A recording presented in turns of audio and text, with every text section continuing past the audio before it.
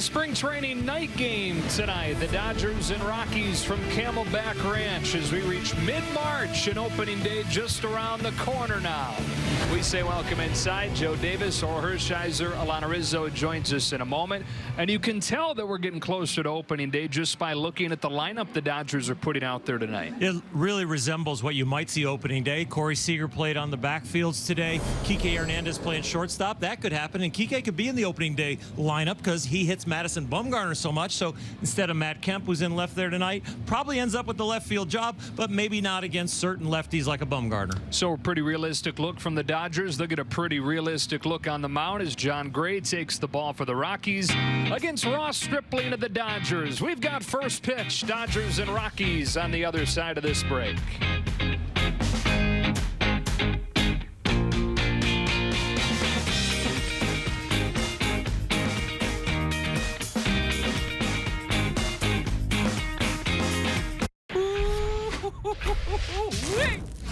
It's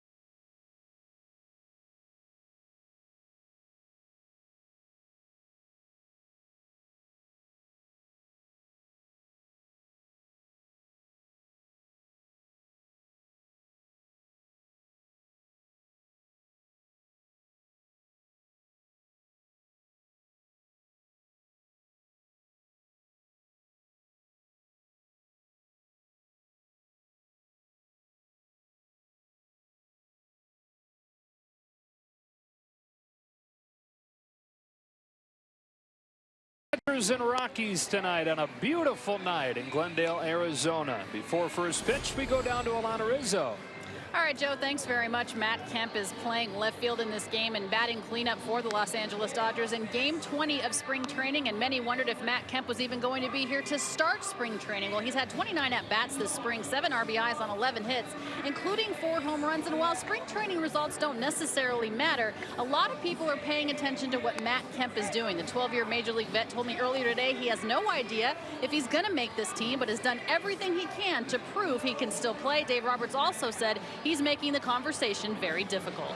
Yeah, you're so right, Alana. I mean, it went from when Matt Kemp was signed to, well, he won't even be there at spring training, to Matt Kemp being there at spring training, and the conversation being, well, he won't be there when the real season starts, to here we are mid-March, and Matt Kemp's still there, and Matt Kemp's probably going to be there opening day. Hitting .379, 4 home runs, 7 RBIs in the spring, so it's a very nice spring if you're trying to make a team.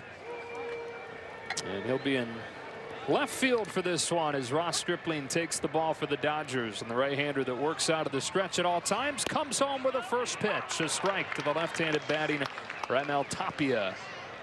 Well, Stripling starts him off with a fastball, and tonight he'll be working on all his pitches, all four: the fastball, slider, changeup, and curve. His 0-1 is lifted in the air down the right field line, hooking towards the foul pole, and it one hops a fair ball over the fence and out of play for a ground rule double. So Tapia jumps on Stripling's second pitch of the night, and the Rockies in business here in the first. Tapia did a nice job keeping that ball fair. A cutter that ran in on his hands, but is able to clear the hips and get the barrel of the bat coming through kind of straight for pulling it. Didn't hook it foul. Leadoff man in scoring position, and Gerardo Parra to the plate for the Rockies. Wearing the purple jerseys tonight with the gray pants. Temperature in the low 80s today. Perfect afternoon turned into a night here in Glendale. That's a strike at the knees from Stripling to start Parra. It's about time this Arizona weather warmed up a little bit. It's been a chilly spring. It's supposed to drop down again over the weekend into the 60s. Runner at second, nobody out, no score first inning. Righty Stripling to the lefty Parra in the dirt, and a good stop by Barnes. Well, Stripling came into this spring not being satisfied at all. Had a nice solid year last year and filled almost every role for the Dodgers, and continuing to work on that as he's going to expand his pitch count tonight and stretch himself out as a starter that can protect the rotation and also a long man in the bullpen. 28 years old from Texas, during his third year with Major League time.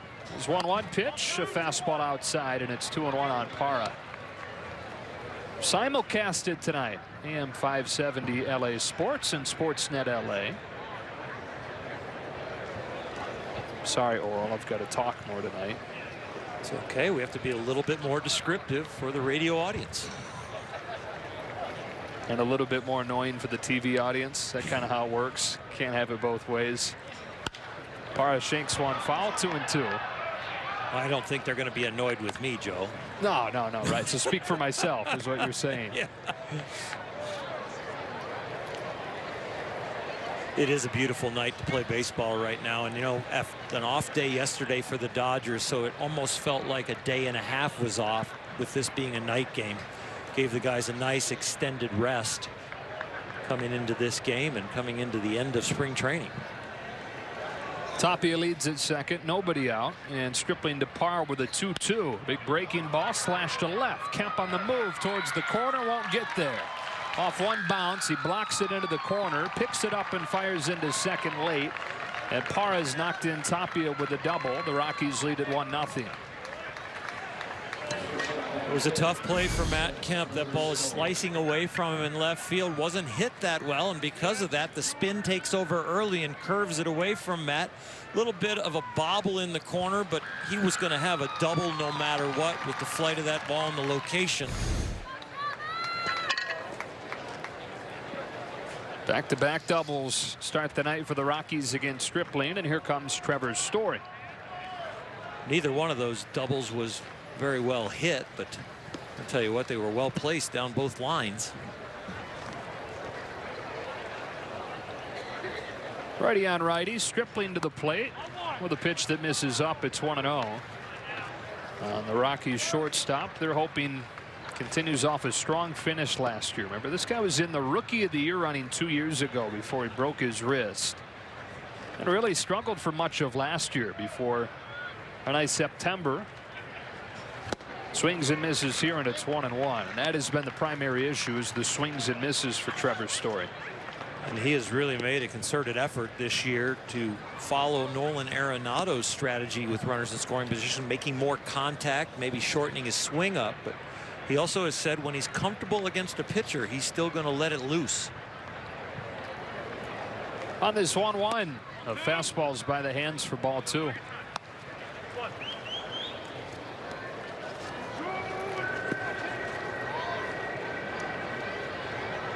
Rockies 1, Dodgers nothing. Top of the first inning here. Camelback Ranch. Really good crowd filing in. Just some empty seats down in each corner of the grandstand. Full other than that.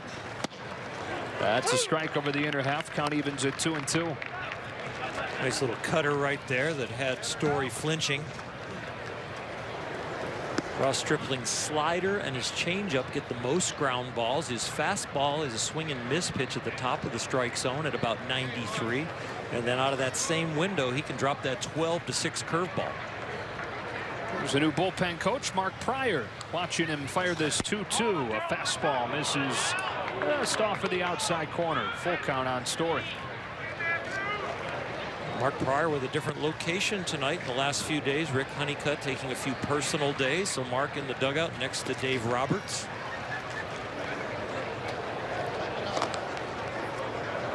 Back-to-back doubles start the game for the Rockies. Parr leads at second, and a 3-2 is foul tipped into the mitt. The bat goes flying into the netting above the Dodgers' third base dugout.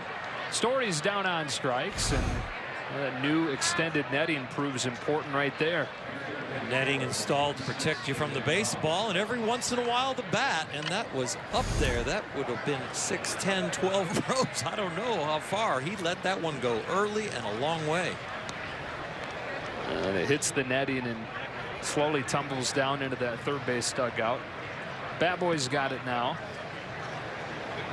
Stripling has his first out. The cleanup man David Dahl climbs in left-handed. Here's Stripling's first pitch, and it disappears. Swung over the top of strike one. It's that 12-6 curveball. And it's not really considered an off-speed pitch. It is off-speed off of the fastball, but he really throws it hard, and it has a hard, sharp break. With the chilly weather and a little bit more humidity here in Arizona this spring, the breaking balls have been breaking. Pitchers have been a little bit ahead of the hitters because of the air. Here's an 0-1. Breaking ball again. It's a strike. 0-2.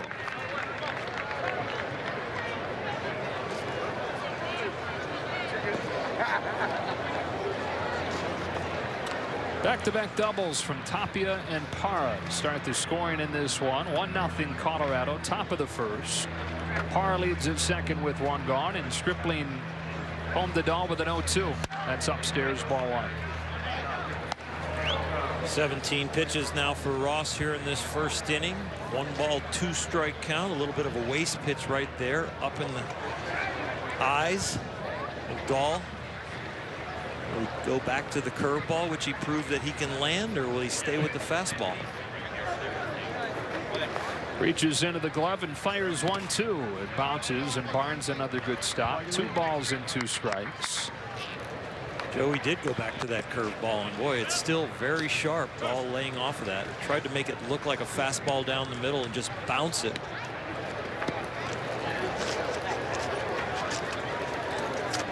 Making Austin Barnes work back there. And it's second and 1 out. And a 1-0 game in the first.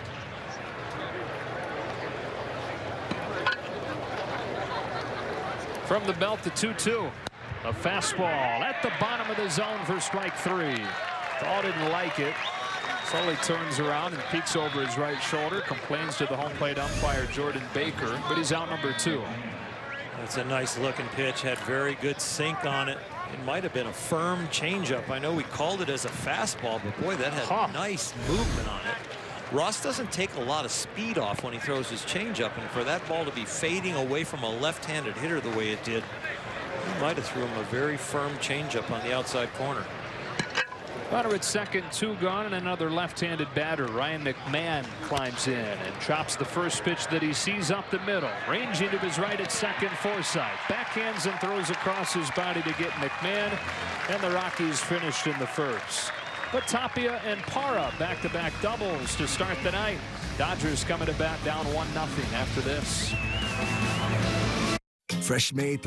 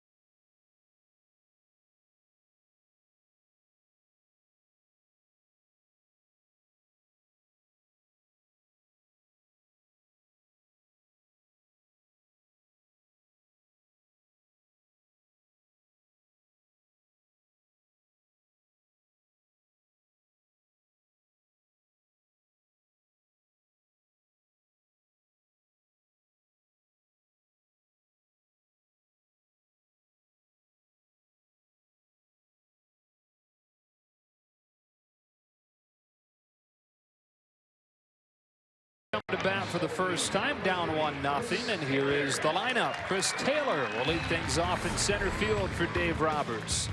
And it's Justin Turner hitting second, starting at third. Cody Bellinger starts at first base, bats third. Kemp, Puig, and Forsythe through the middle of the order. Austin Barnes catches and hits seventh. Kike Hernandez at short. And Ross Stripling bats for himself against the right-hander John Gray. John Gray was the opening day starter for the Rockies last year. Pretty significant for a rookie that had a very nice season, but it was a time when he sidelined with a broken bone in his left foot. Only got 20 starts. He features a big fastball around 96, 98 miles an hour, and as a four-seamer gets an awful lot of ground balls with that pitch. Important pitching where he pitches, Coors Field. Starts Taylor with a strike, and he's back home with an 0-1 pitch. Fastball lifted off the hands down the right field line. It's sinking, and it's just inside the line for a base hit. Trickles into foul ground where David Dahl picks it up and holds Taylor to a leadoff single.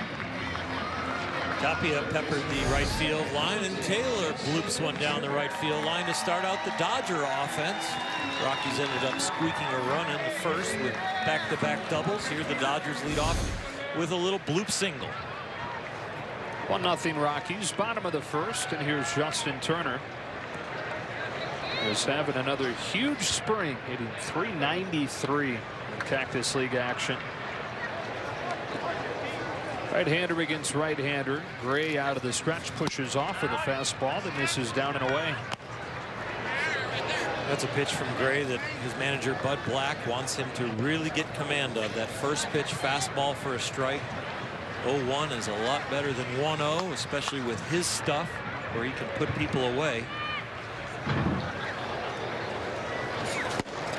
That's a strike, 1-1.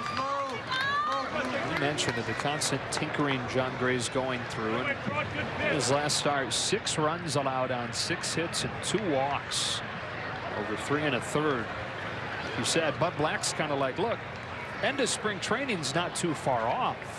Only tinker so much to make sure you're nailing the basics going into the season. Fastball slider predominantly, but has been tinkering with the curveball and the changeup, trying to kind of bring those in. And I'll tell you what, his fastball slider combination is enough if he can master them to show the other 2 pitches. He throws 1-1, and Turner watches change miss low, 2-1. There's a little bit of that tinkering, Joe. The 1-1 changeup, second batter of the game. Spring training, you are working on that, but that starts to fade away the closer you get to opening day. And normally on March 14th, it doesn't feel quite as close to opening day, but because the season starts so early, Taylor takes off on a 2-1, and Turner fouls it back. 2-2. Actually, opening day 2 weeks from tomorrow. It's just around the corner. Alex Wood, who pitched earlier today, thought he's going to get 2 more starts, went 5 innings, continues to stretch himself out.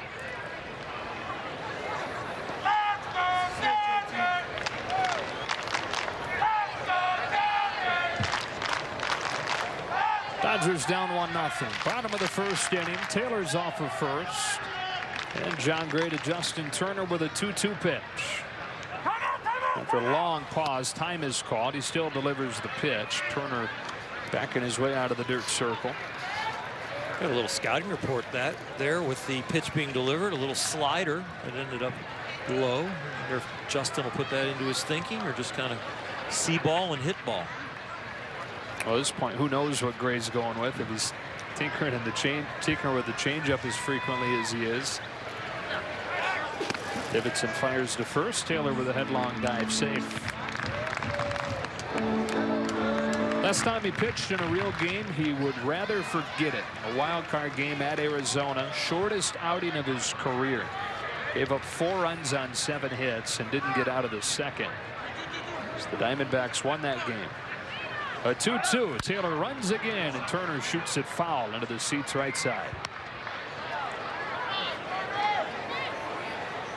Well, John Gray in that playoff game, the wild card game, probably showed a little bit of his rookie status.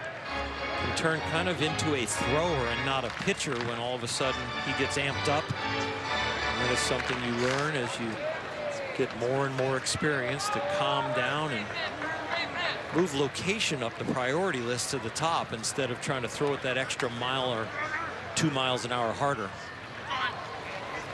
Another 2-2. Turner watches strike 3 over the outside corner, and he too has words for Jordan Baker. That's both sides that have disagreed with the strike zone here in the first. Very nice slider, low and away, and it looks like it might catch the corner right there. You know, Justin will watch it on video after the game.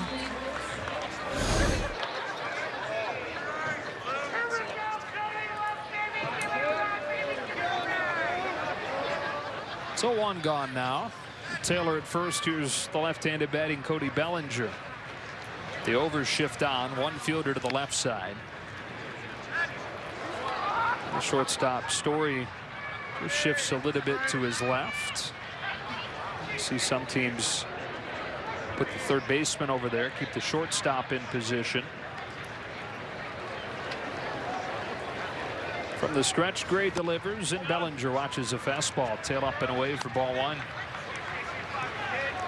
Cody having a little different spring than last year. He had a very good spring last year. This year a little slow in coming around, but I don't think anybody around camp is really worried about him. When he hits the ball, it is harder than last year.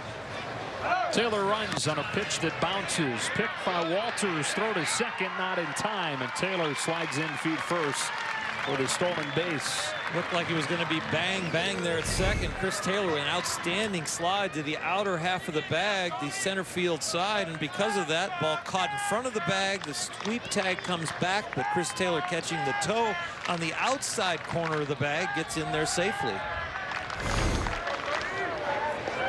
So a chance for the Dodgers to tie it here in the first inning. Gray to Bellinger with a 2-0 pitch.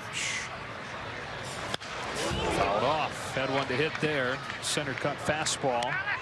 It's 2-1. That was a big swing. Wow.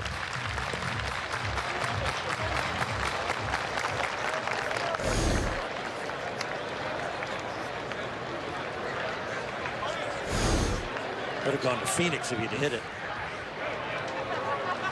Now the 2-1 pitch. That's inside, and it's 3-1.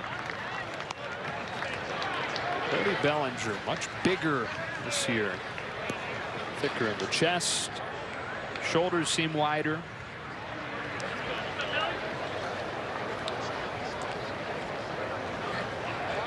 Rests that tan bat on his back shoulders. Taylor leads at second with 1 gone in the first. And John Gray brings a 3-1. Fastball caught the outside corner to run it full. Well, it's been wide to the right-handed hitter. And now it's wide to a left-handed hitter. Looks like a little bit of a spring training strike zone. About a ball on either side. Might be considered touching the plate. Here's the payoff. Slash down the left field line, foul.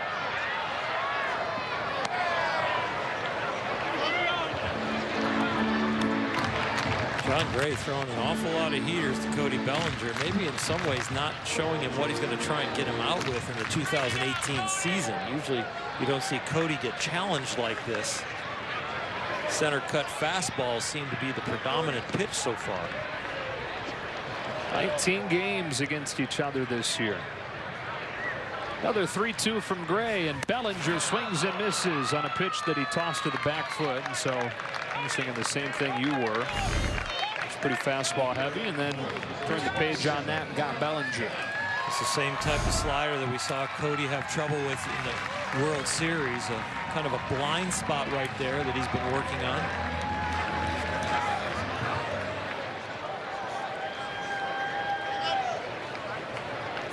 So that leaves it up to the cleanup man, Matt Kemp. Rockies 1, Dodgers nothing. Bottom of the first inning. Taylor at second with 2 gone. Righty on righty. Gray to Kemp with the first one. Started him with a breaking ball. It caught the outside corner for a strike. Lana talked to us about it off at the top of the show, but Kemp not necessarily saying that it's a given that he's made the roster at this point. He's still working every day to prove that he belongs, and a guy who's been a major leaguer for 12 years now. This is unfamiliar territory for him to come into camp not as short of a roster spot.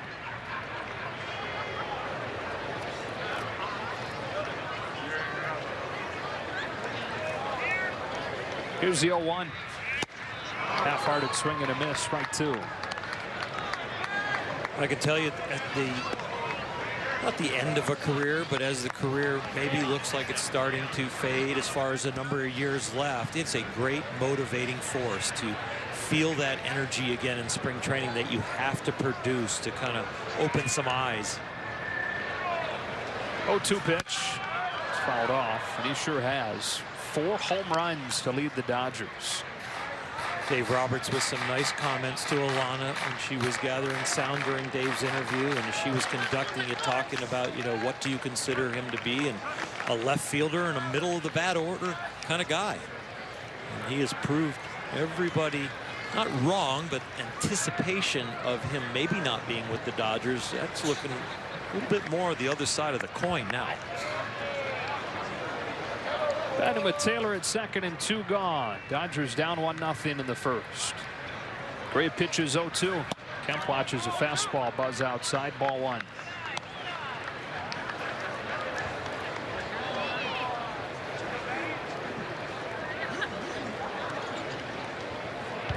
Nine years with the Dodgers. Debuted when he was 21 years old in 2006. On this 1-2, breaking ball that he watches bounce, chested down by Walters, and the count evens up. It's a good sharp breaking ball, but out of the hand, it was a ball right away. Move that over onto the plate. It's going to be a tough one to lay off of.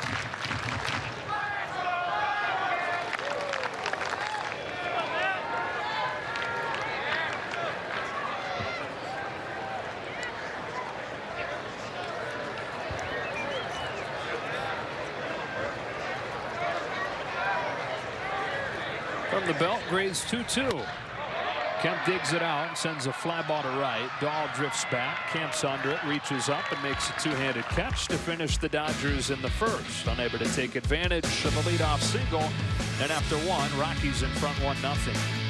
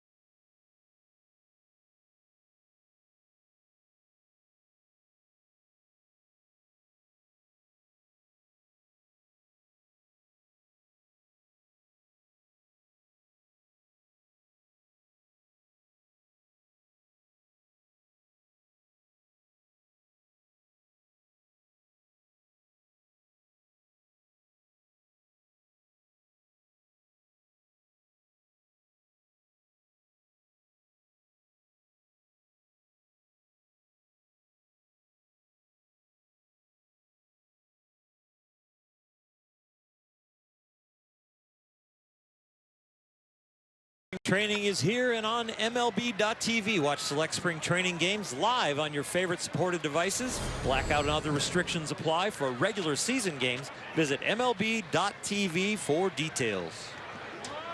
Joe Davis, Or Hershiser, Alana Rizzo back here in Glendale, Arizona, where the Rockies have a 1-0 lead on the Dodgers, and Ross Stripling delivers the first pitch of the inning to Jordan Patterson, who fights off a little teardrop base hit into center. And a broken bat. Leads off with a single. Ross Stripling giving up a couple of doubles in that single, and the exit velocity on none of them is very high, just finding good placement with his pitches, and the Rockies with the batted balls. So Patterson at first, and up comes Tony Walters. One of 6 left-handed hitters out of the first 7 in the lineup against Stripling tonight. Set in the first one, and he dribbles it foul off his foot. Walters sharing time at catcher this season with Chris Iannetta. Had a good year last year with the Diamondbacks, and parlayed that into a deal with the Rockies.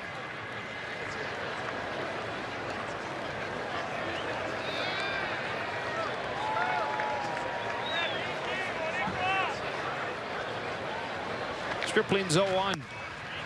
Caught the outside corner, strike 2. Change up on the outside corner. Ross with a very angular delivery does a nice job hiding his arm swing as he breaks his hands, and with the curveball, fastball, and changeup and slider, hard to pick up when he's got his delivery right. Fastball is high, and it's 1-2. He breaks his hands, and you don't see the ball come out of his glove. It goes directly behind his right thigh and then comes up the back of his torso and out of his head. Sounds terrifying. 1-2. Shot to left, base hit. And the infielder double played that. Shanks one by Hernandez at short, and back-to-back singles open the second for the Rockies.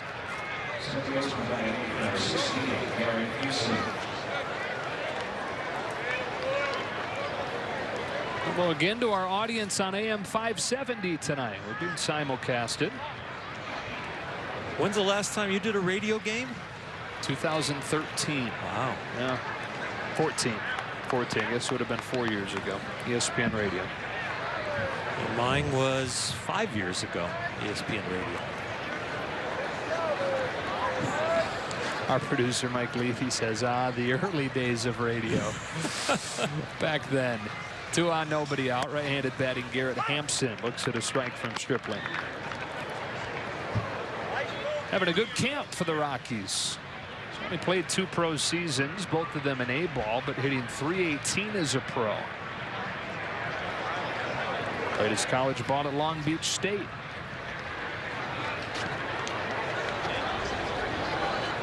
Stripling deals 0-1, and a fastball is up and in, ball 1. Things could be lining up pretty nicely for Hampson as far as the timing if he continues to perform how he is, because the Rockies' second baseman DJ LeMahieu only has 1 more year on his contract. And the Rockies would have a need there if they're unable to re-sign him as part of that huge free agent class next offseason. Curve is low, and it's 2-1. When you think about the Rockies roster and the LeMahieu's, the Arenados, the Blackmans, those are kind of the grinders, the faces of the everyday lineup. And that would be a big loss for the Rockies to lose LeMahieu. I'm sure they'll make an effort to sign him back. 2-1. Hit hard, but directly to the shortstop Hernandez. Underhand flipped to second. 1. Forsythe the first in time for a double play. Nice dig by Bellinger on the back end off a bounce. Up to third goes Patterson, 2 away. Nice exchange from Kike Hernandez and Forsythe. Kind of that in-between distance for Kike Hernandez. A long way to make the underhand toss, or do you take the time to throw it overhand? He decided to go underhand, and it was just enough with Logan Forsythe's quick feet and good exchange out of the glove. Get it over to Bellinger in time. A 6-4, 3 and 2 gone for John Gray. So now Stripling just needs to retire the pitcher to get out of an inning with no damage done after the Rockies started it with back-to-back singles. Starts Gray with a fastball strike.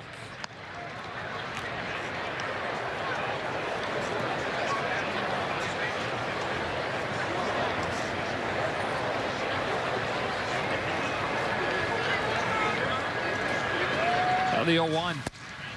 Another fastball, another strike, and it's 0-2. One on the inside corner, one on the outside corner. 2 outs, 2 strikes, man on third. Ross Stripling want to end this pitch count right here. Would be his 32nd of the 2 innings. This fastball right down the middle. So inside corner, outside corner, and then right down Broadway to finish the Rockies in the second. To the bottom half we go with Colorado in front 1-0.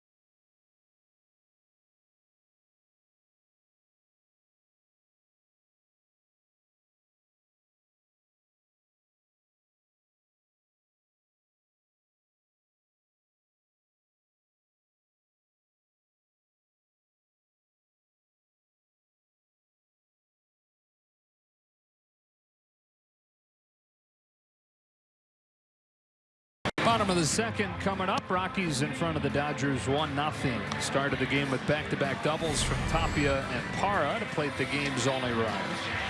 Dodgers will send Puig, Forsythe, and Barnes to the plate in the second against Gray. John Gray, 21 pitches in that first inning. Just the scratch single from Chris Taylor. Out there working on his fastball command here in between innings as he finishes up his warm-ups in his number 55 jersey. I've never heard you point out anybody else's jersey. Why that one? What about his number? We're on radio today. Okay. Picked an interesting one to point out, though, over there, Bulldog. Yeah. Here's Puig to start the inning. Wearing number 66. Uh-huh. There you go. Now you're 1 for 2 on pointing out your own number.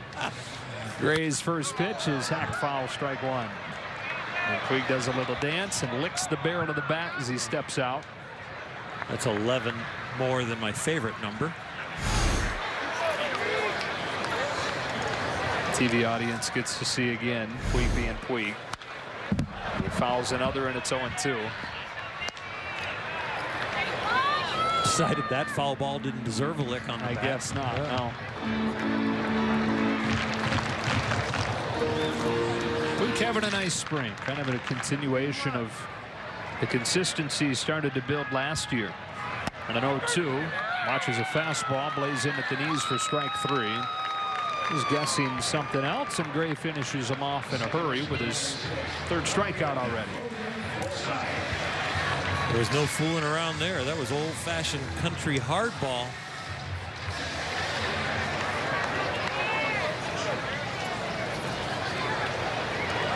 Rockies 1, Dodgers 0. Bottom 2. Logan Forsythe stands in. Gray delivers the first pitch down and away for a ball. A guy whose swing looks completely different this spring than it did last year.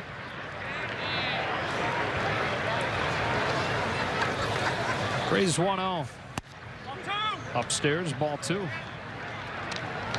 Logan Forsythe has really worked hard on his hand positioning, being more in control of the barrel of the bat, having a shorter path to the hitting area. And he's done a lot of good work with Turner Ward. The 2-0. Strike 1.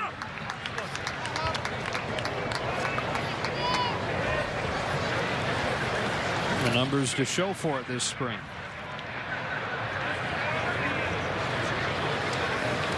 Gray turns and comes downhill with a 2-1. Another hard fastball in there for a strike. 2-2. Forsythe admitted this spring that injuries did play a role last year and that his swing never quite felt right. And so he said played much of the year using plan B. When the swing didn't feel good, he went to a plan of just trying to have a quality at bat and contribute by getting on base. So you saw the drop off in power. He only hit 6 home runs after he had 37 home runs in the previous 2 years. And he said he has no doubt in his mind he can get back to being the guy that he was his last 2 years in Tampa Bay. His hitting coach Turner Ward looks on from the third base dugout with a big smile on his face. That's a fastball outside, and Forsythe has a 1-out walk. Logan Forsythe very comfortable hitting deep in the count. Very good at working a pitcher, and right there worked the walk. 1 on, 1 out, 1-0. Rockies in the second, and Austin Barnes comes up.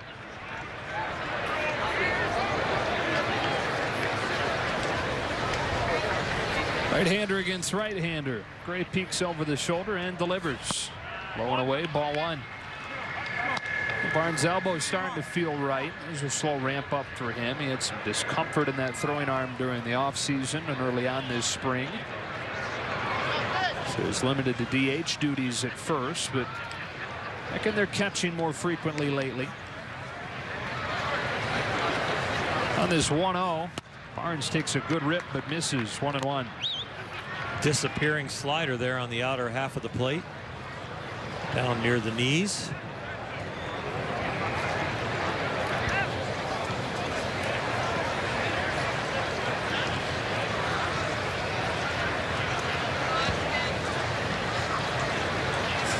Fastball up and in. 2-1.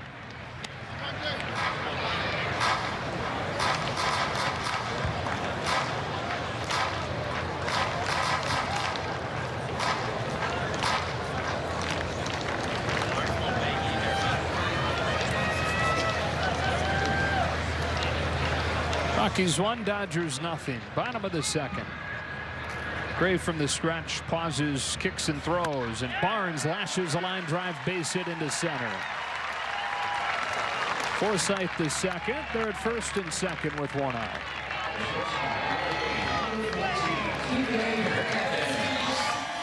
Up comes the shortstop tonight, Kike Hernandez, and we go down to Alana Rizzo. Guys, Kike playing the shortstop position tonight as he's done several games this spring training as Corey Seager works his way back to being able to play back-to-back games at the shortstop position defensively. Today, Corey on the backfields in the B game was able to play 7 innings in the field, which is a good thing to see considering he's only done that twice so far in an actual game. Spoke with him after the game. He said he felt much better as far as his footwork and his reaction time was concerned. The anticipation is the next time he's in the field, it will be in a Cactus League game. It will be determined, however, if he's going to go back-to-back or if he'll take tomorrow off and then play the next day. Okay, Alana, great stuff. Hernandez climbs in. Gray is ready. Delivers the first pitch outside for ball 1. And Corey Seager right where the Dodgers expected he would be when they put this plan together for this slow ramp up this spring, and happy with the progress. 2 on, 1 out. 1-0 Rockies. The 1-0 in the dirt, ball 2. Well, the Dodgers have the experience of Corey Seager not really having complete spring trainings in any of the last few years. Right. He's always kind of been on the backfield, nursing an injury and getting ready. So there was no worries in trying to extend his rest this offseason into spring because the workload in past springs has been lighter and the production has still been very high. 2-0 pitch. Hernandez unloads on a ball deep towards the left field corner and gone. Kike Hernandez continues his nice spring with a 3-run shot to left, and the Dodgers lead it 3-1.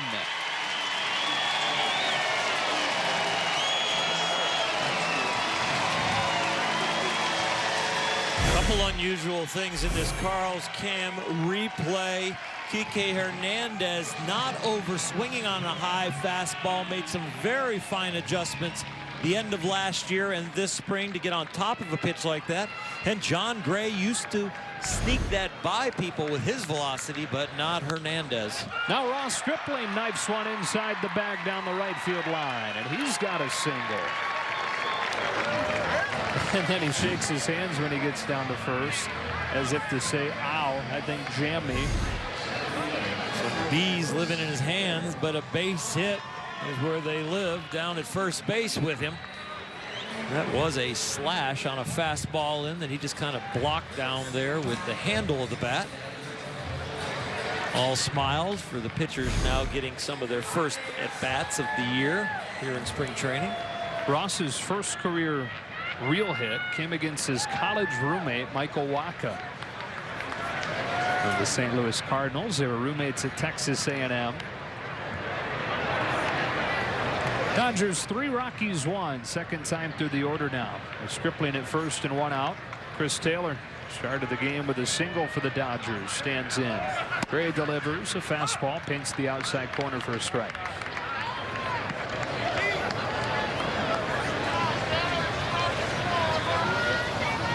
Guy that started last season in the minors. Started last season having never played the outfield. Turns on a line drive to short, caught by Story, throws behind Stripling at first, who is on the move with the crack of that bat, and it's picked off a bounce by Patterson to double them off and finish the inning. But the Dodgers have taken the lead on a 3-run home run from Kike Hernandez after 2 in Glendale. 3-1 Dodgers.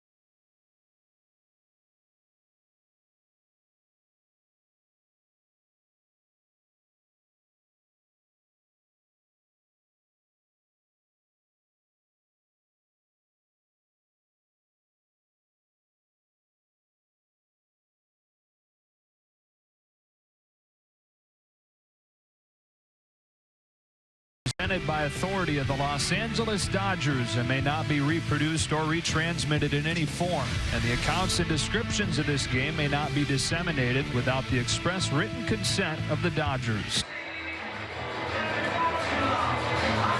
On to the top of the third. Gorgeous night in Glendale, Arizona. Temperature in the high 70s. The Dodgers in front of the Rockies 3-1 after Kike Hernandez launched a 3-run home run to left.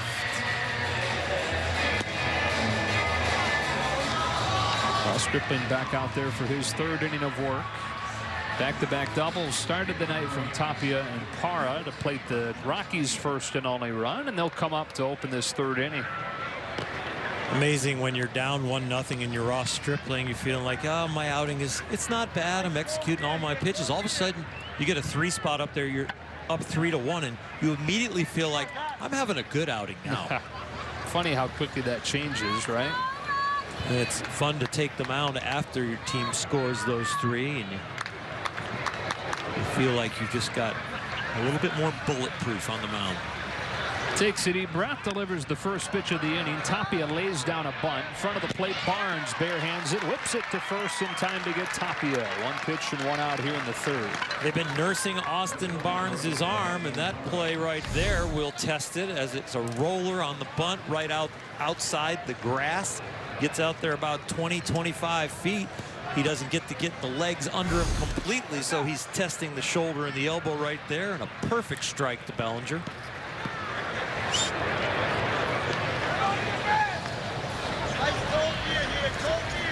3-1 Dodgers, third inning. From one speedster to another, Gerardo Parra. First pitch, strike. Parra not as fast as he once was, but still can run.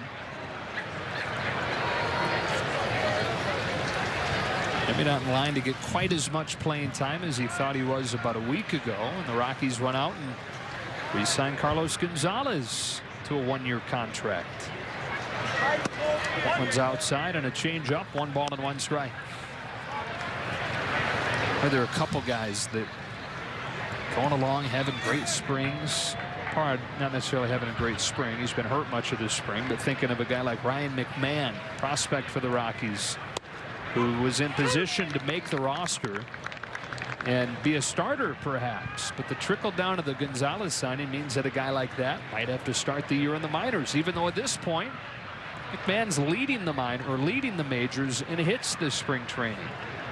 McMahon able to play first base and third base.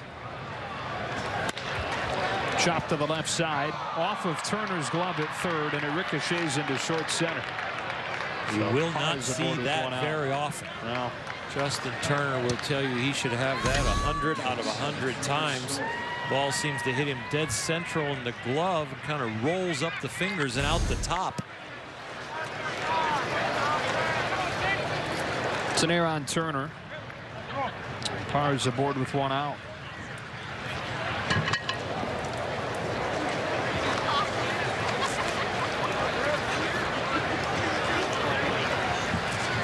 Dodgers in front of the Rockies 3-1. Top of the third. Trevor Story, the batter. Stripling delivers and misses high and away, ball 1. Jordan Baker, the home plate umpire, seems to have a wide strike zone tonight, but not a very high strike zone. That pitch right there to me looked like it was on the plate and not too high. That's a breaking ball for a strike. It's a little bit odd because Jordan Baker is the tallest umpire in the majors at 6'5". Those watching on TV, do not adjust your set. Usually the big leaguer comes to the box and is about the same size as the umpire or bigger. But that won't be the case at any time tonight. Ball and a strike. Stripling delivers. Big breaking ball. Dragged up along third. It's rolling inside the chalk. Still rolling. Nearing third base. And now finally trickling foul. And Turner promptly picks it up as soon as it crosses over the chalk.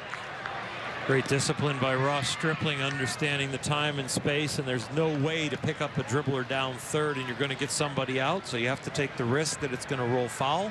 Justin Turner in charge of the rest of the roll, like a curling team. He was down there watching it and waiting for it to go foul. Did you get into curling during the Olympics? I sure did. With the U.S. doing so well. You play yourself? You curl yourself? You play curling?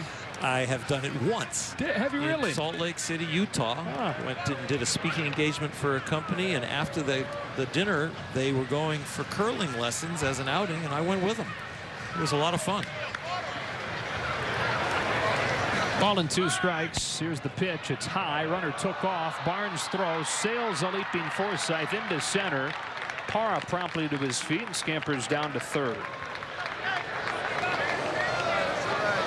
As good as Austin Barnes threw the ball to first base on the bunt attempt and was very, very good. This one he'll be upset with. It was a high fastball, easy to throw on, about the height of a pitch out right down the middle, but just did get under it and threw it into center field. Really changes the equation for Trevor Story here. Instead of a man at first with 1 out, a man at third. His job becomes a little bit different. The infield's job gets different. They come in even with the bag all around. And now Ross Stripling looking for a strikeout with a 2-2. Foul back. And Story down to his back knee and the follow through on that swing. Trevor Story quoted as this is where he's going to really bear down and cut down on his swing to make sure he gets these RBIs across. But that swing right there did not look like he was cutting down anything except his own legs and falling down with the effort.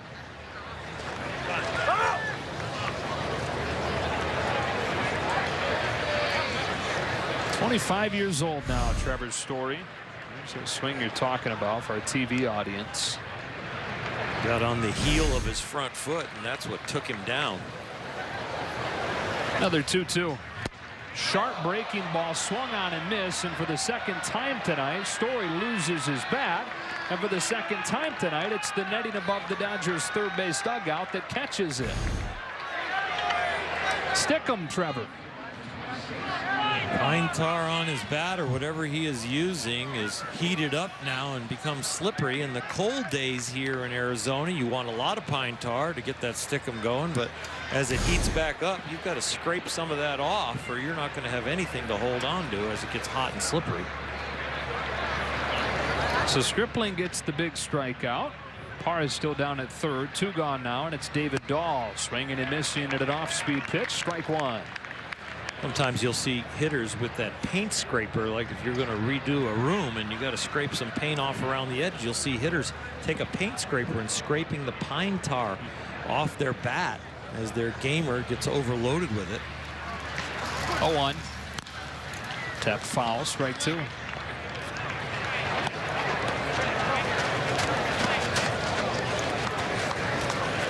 The Rockies had first and second, nobody out last inning. Stripling got out of it with no damage done thanks to a double play. The Rockies had a man at third with 1 out here, and he's now a pitch away from getting out again. Out of the stretch, right-hander against left-hander. 0-2, fades away, ball 1. One of the things that really makes you attracted to Ross Stripling as a guy who can pitch in any situation is that he does not melt down in any situation. Whatever happens around him, if the team happens to let him down, he stays with his game and his concentration. It's a little tapper back to him. Fields it cleanly. Throws to first to get Dahl, and the Rockies waste another opportunity. To the bottom of the third we go. Dodgers 3, Rockies 1.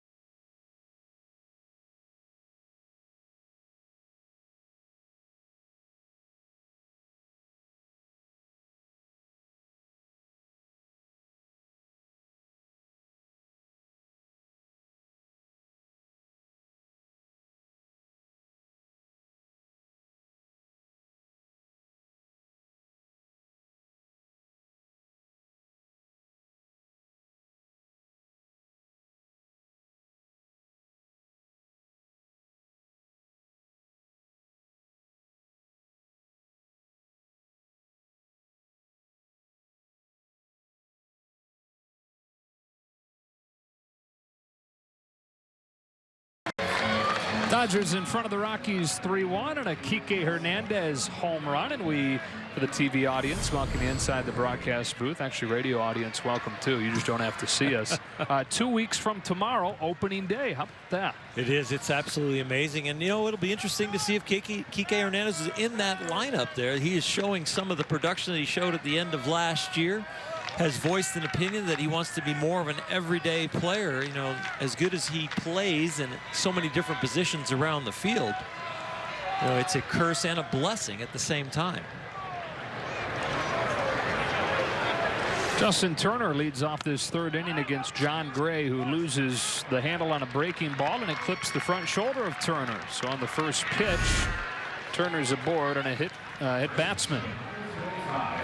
Breaking ball that Justin tries to get out of the way of as he turns that shoulder in to not get hit in the face. It comes down and kind of clips his elbow guard. Leadoff man aboard, and up comes Cody Bellinger.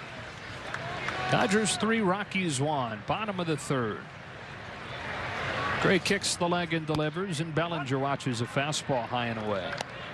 1 ball and no strikes, and the Dodger first baseman who went down swinging his first time, as Gray went right back to that spot that the Astros feasted on during the World Series, a spot low and inside. Here's a 1-0 left over the plate and fouled back. There's a sour note to finish that Rookie of the Year campaign on for Bellinger. 4 for 28 in the World Series. Struck out in 17 of his 28 World Series at-bats. A lot of them on that pitch low and inside. Waits on a 1-1. Here it comes. Breaking ball that he lifts sky high to left, but an easy play for Parra. Drifts in front of the track and then makes the catch. Turner bluffs a move towards second. Throw comes into the cutoff man, and Turner returns to first. Cody Bellinger hitting around 200 here in spring training, but I just have a feeling watching him all spring and watching him in the box now, we're getting ready for a Bellinger explosion as far as production. And it might time up just perfectly with opening day. 1 on 1 out. 3-1 Dodgers bottom 3, and here's Matt Kemp. You know, Nomar always talks about the worst starts to the season for him came after his best spring trainings. Anytime he left spring saying I'm hot, he was thinking, oh no. First one to Kemp at the letters for a ball. It just seems like the law of averages works out, that the balls you hit hard, sometimes they find holes, sometimes they find fielders, and if you leave camp and they've been finding the holes, it's like the stats don't care if it's regular season or spring training. It just kind of evens out. The 1-0. Kemp unloads and misses, strike 1. We're going to see Nomar this weekend. Alana and I on Saturday and Sunday. Oral's going curling. He's got to come in and get a few of his spring training reps in to get ready for the season. 1-1. Kemp unable to lay off a pitch down and away. Tried to lay off, but the bat went through the zone, and it's 1-2. Nomar would tell you he hopes for line drives, line outs to the second baseman as a right-handed hitter at spring training. For sure. Last few broadcasts, we've had John Hartung at play-by-play, and Jerry Hairston Jr. was doing some of the color, and then Ned Coletti also. They did a fine job. It was fun for me to listen and watch. It's somebody else's take on our team. Great pitches, 1-2. Kemp watches this one bounce. A nice stop from Walters.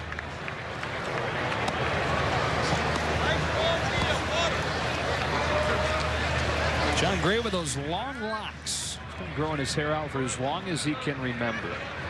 The only time that he's cut his hair is anytime he's been in a team where there's been a clean cut rule. And he's actually had that several steps along the way. Back home with the 2-2. Breaking ball left over the plate, but Kemp pops it up. Right side of the infield, second baseman Hampson peering into the night. Reaches above his head, makes the catch, and Kemp the second out. That's where throwing 96 to 98 miles an hour gets you a little bigger spray pattern on your slider. Matt Kemp will tell you that was a hanger, and he hits it a lot more often than he did right there. But when you throw it super hard, you get a chance to maybe miss a spot with that slider every once in a while. Turner's at first, 2 out. Yasiel Puig stands in. Gray kicks and delivers. Fastball outside corner, strike one. Puig reacts in disbelief, dropping his chin down to his chest, shaking his head, looking at Jordan Baker now.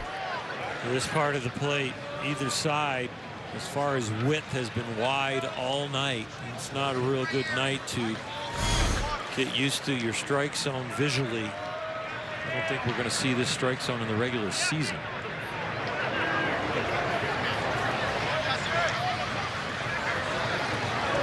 Long pause and an 0-1.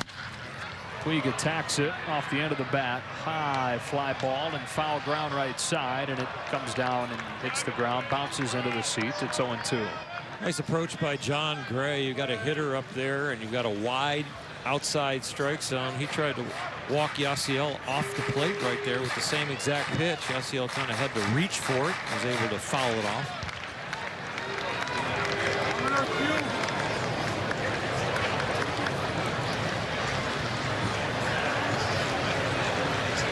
Walters setting up inside for an 0-2 pitch. It's low, ball one. I had a little flinch in me before that pitch right there. The two wide fastballs, maybe Yasiel leaning out over there, spring training coming in on him. It was like, oh, if he throws a ball inside and doesn't care if he hits him, this could be dangerous. Turner dancing off of first as the 1-2 comes home, and it's in the dirt. Puig watches it bounce. 2 balls, 2 strikes. Nice block by Tony Walters behind the plate to keep Turner at first. A converted middle infielder that hasn't had a lot of years catching. Boy, that was very well done.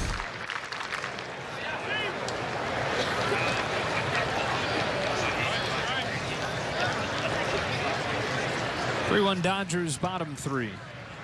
2-2. Puig fouls it off. Return to that outside fastball just off the corner. Yasiel is alive still. Not too happy with himself or Jordan Baker, the home plate umpire.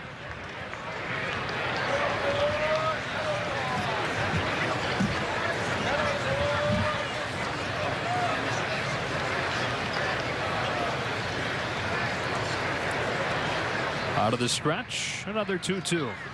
Got him swinging this time on a sharp breaking pitch that would have been low and away. Puig cuts over the top. And the Dodgers empty-handed in the third. To the middle innings we go with the Dodgers in front 3-1.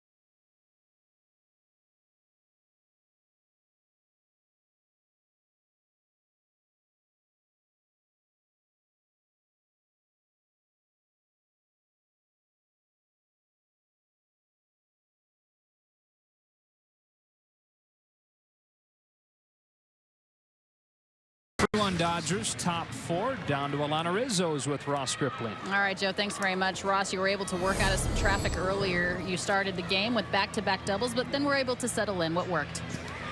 You know, today was weird. It's probably the best I've felt, but it's probably the biggest grind I've had so far in spring training. A lot of, these hitters know me and know what I'm pitching, and that could be some of it, or just sometimes they see the ball. Playing under lights gets everyone excited. But overall, I felt like I throw some pitches really well. Happy with it. I'm going to go down and throw another one in the bullpen, keep building up, and we're getting closer to the season, so we'll see what role I fill. But overall, I feel good about tonight. I appreciate you taking the time and kind of splitting up the workout a little bit. Of course, a very left-handed heavy lineup facing you, the right-hander on the hill. I don't know how much time or time spent on splits that you're noticing, but what are you doing to get better against left-handers? Well, I think I'm actually kind of an anomaly. I think I'm better against lefties than righties. Without giving too much away, I like to throw in. I cut the ball really well, and if you think about it, if you cut the ball into a lefty, it gets away from their barrel. So I kind of think about it that way, and just trying to keep their timing off balance, and hopefully I can keep getting them out this year, and stay on track with all that.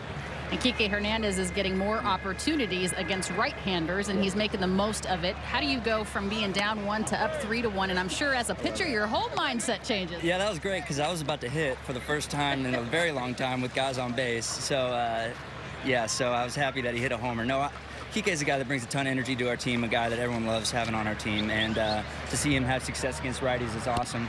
We certainly love it for him. Hopefully, it translates into the season coming up. And he clears the bases for you, but you do get a single and finally getting in the box to be able to swing the bat. Where's that coming? It's coming along. As you can see, I need to work on my base running. I got picked off the next pitch, I think. But overall, good to see some live pitching. I'm not necessarily known for my hitting, so I'll keep working on it, maybe have a couple more in the season. All right, a liner to the shortstop position, you get doubled off. We're going to give you a pass on that. Ross, thanks for your time. Thank you very much. All right, guys. All right, Alana. Thanks to Alana. Thanks to Ross for spending some time with us. Top of the 4th inning, Dodgers in front of the Rockies 3-1. JT Chargois, the new Dodger pitcher, and he walks Ryan McMahon to start the inning. And now faces the left-handed batting Jordan Patterson. His first one is low, ball 1. Ross laughing about getting doubled off at first base after a single, but he's one of the #1 pinch runners. That's right. And they have to get down to using a pitcher.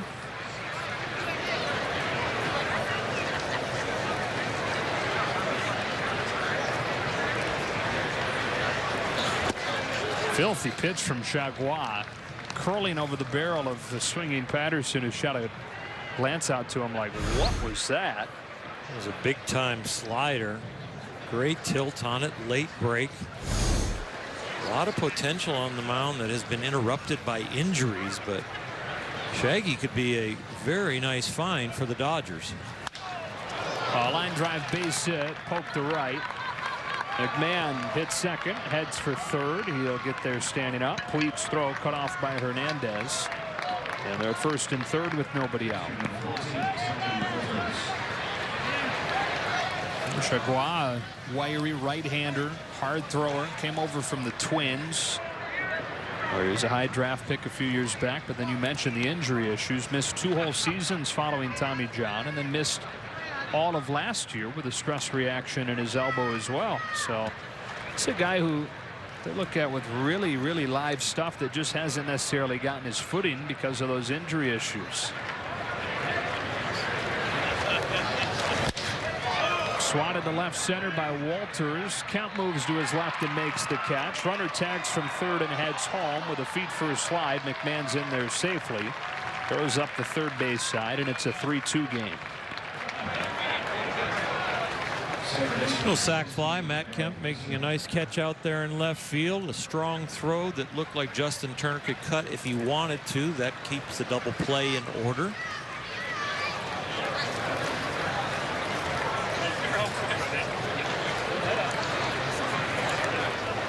The 1-on, 1-out, and the 8-hitter Garrett Hampson comes up. Dodgers 3, Rockies 2, 4th inning.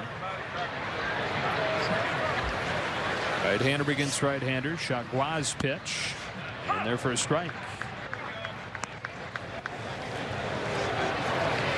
They get the scratch run because of the walk at the top of the inning, but if you're Chargois, you want to get this inning to come to an end quickly, and it just feels like a scratch run. Keep the damage to a minimum. 0-1 on the way.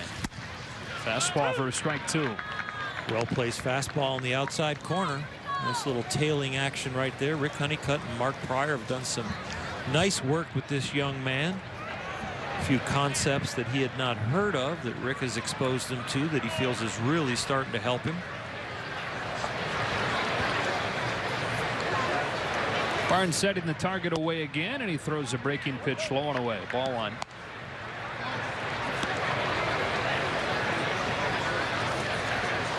Chagua, spelled C-H-A-R-G-O-I-S. Chagua. He's from Louisiana. He became Shaggy very quickly in the locker room. I think before Dave Roberts met him, he was Shaggy. Yes. 2-2.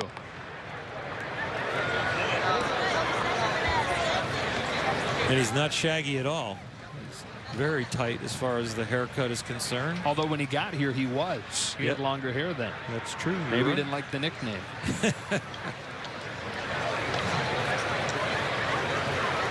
Patterson at first, one away. Dodgers by a run in the fourth. The 2-2 dips low, and the count goes full. Big pitch here. If you're on the defensive side of the ball, you don't want to go to 3-2. Give them the possibility of getting out of the double play by starting the runner. It is 3-2, so my math is off. Spring training. Yeah, appreciate that. Slow build. We need to count to 6. Gunner takes off, swing and a miss. Throw down to second from Barnes. Ricochets off of Forsythe's glove. It was tailing its way towards right to begin with, and it wound up making its way into short right field, allowing Patterson to run to third.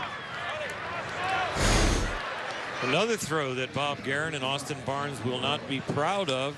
Austin has a tendency to get under that one. The first one where he attempted to throw a runner out at second went flying into center field. That one kind of tailed over to the right field side of the bag and was offline. It's Barnes' second error tonight. Second one in the last 2 innings. But Patterson at third with 2 out, and John Gray to hit for himself here. Chagua throws a tailing fastball that's up. Ball one.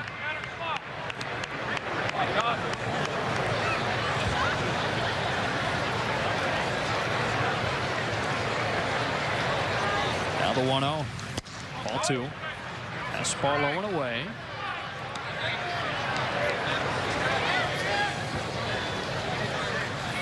Gray struck out on 3 pitches his first time. Looking at 3 straight fastballs from Stripling. On a 2-0. He swings away, dribbles it in front of the plate. Barnes picks it up, throws to first to get him, and the Rockies finished in the 4th. They get one against Chagua. 3-2 Dodgers to the bottom of the 4th.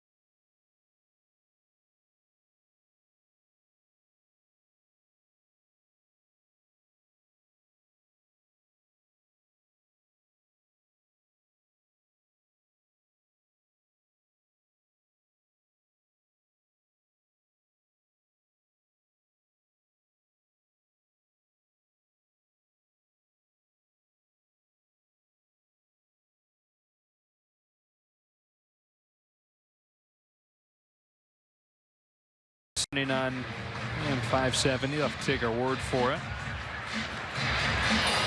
Come out to the ballpark. Day 2 of the season to get one yourself. Dodgers 3, Rockies 2. Bottom of the 4th inning and a perfect night in Glendale, Arizona. Joe, Oral, and Alana with you. John Gray back to the hill for his 4th inning of work. It'll be great to have Gibby in Dodger Stadium, and I would think in a Dodger uniform top. Not the pants, though? I don't think he's going to wear the baseball pants, no. Okay. But it'll be nice to watch him trot out there for first pitch ceremony and all the different things that he will do, I think, in that Giant series. Logan Forsythe leads off the 4th, takes ball 1 low.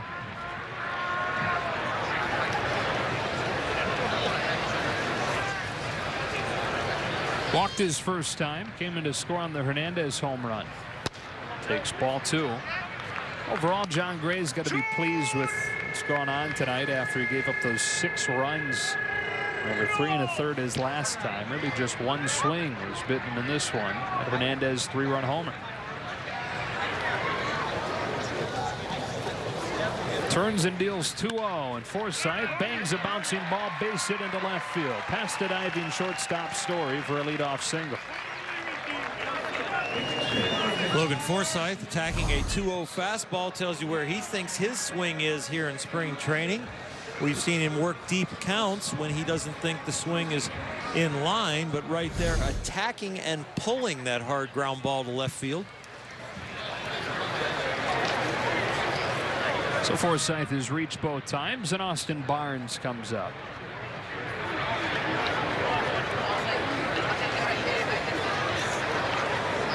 Gray delivers. Barnes watches a first pitch breaking ball miss low and outside.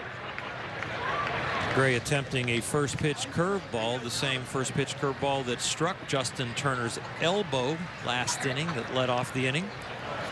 That one ended up low and away from the righty Barnes. Here comes to the 1-0. Cut on and miss. Strike 1.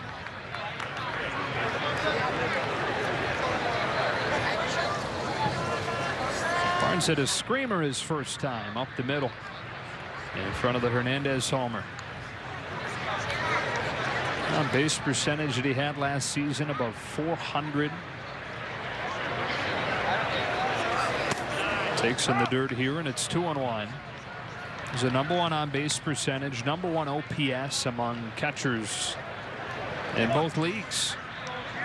If he had enough ABs to qualify, the on base percentage, regardless of position, would have been top 10 in baseball, right behind Chris Bryant, right ahead of Paul Goldschmidt. Austin Barnes, a 2-1 to him. Tries to lay off the slider low and away, and does as they check down to the first base umpire Pat Hoberg. No swing, 3-1. 3-1. The old cliche is you hope catchers don't take their at-bats behind the plate. I think Austin Barnes hoping not to take his defensive inefficiencies with the throwing arm tonight up in the batter's box. 3-1 pitch. A little bit high, ball 4. First 2 have reached against Gray here in the 4th. Nice job taking that high slider and passing the baton here to set the table. And setting it for the right guy tonight, Kike Hernandez, whose 3-run home run in the 2nd inning is another bullet on his case to get more playing time against right-handed pitching.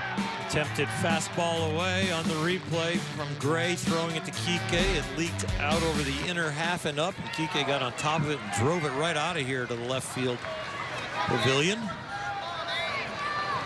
2 on, nobody out. Dodgers in front, 3-2 in the 4th. John Gray kicks and deals and misses low. Ball 1. Now Hernandez last year, almost all his playing time came against lefties. 10 of his 11 home runs came against lefties.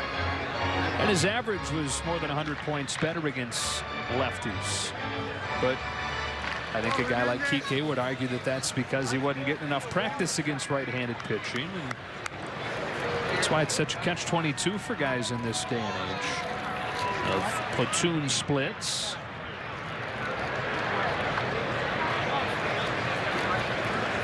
And he's open for increased opportunity, and the fact that he's so versatile can help him in that cause. Not just one strict platoon he's going to be playing in. He can play several different spots. After a mound visit, Gray is ready to go again. He's 1-0. Caught the outside corner for strike one. Kike's not a utility player that just plays defensively in all the different positions and kind of at an average level. He has one of the best arms in the outfield or at shortstop. He has great range in all the positions. Takes outside, ball 2. Looks much more comfortable in the batter's box this spring against right-handed tossers. If there's anybody who's going to make you anxious, it would be John Gray with his electric fastball and that slider that disappears. There's 2-1. Hernandez ropes another down the left side. That will one hop off the base of the wall. Forsythe in to score easily. Barnes on his heels. He's in standing on a 2-run double from Kike Hernandez, who continues making a case for more ABs against righties. This ball is hit very hard on a line. One hops the left field wall. Austin Barnes made a great read off the crack of the bat. Made an easy decision for Chris Woodward, the third base coach, to send him and score 2. A homer and a double, and Hernandez has knocked in all 5 in this 5-2 game. Brings up Rocky Gale. Right-handed hitter. Takes a fastball up. It's 1-0. Catcher signed by the Dodgers this spring. And likely to provide some depth in the upper levels of the minors.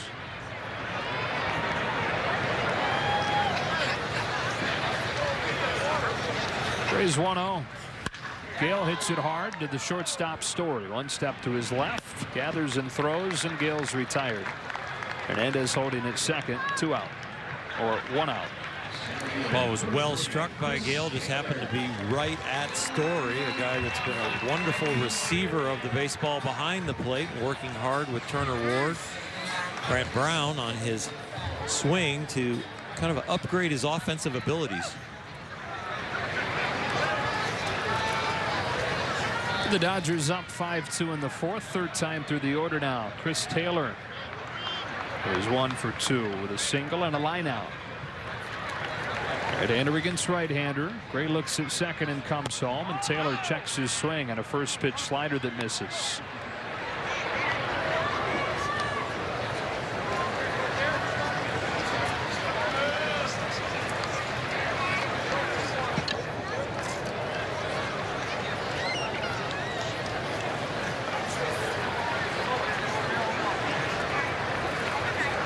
The 1-0. Fastball strike. 1-1.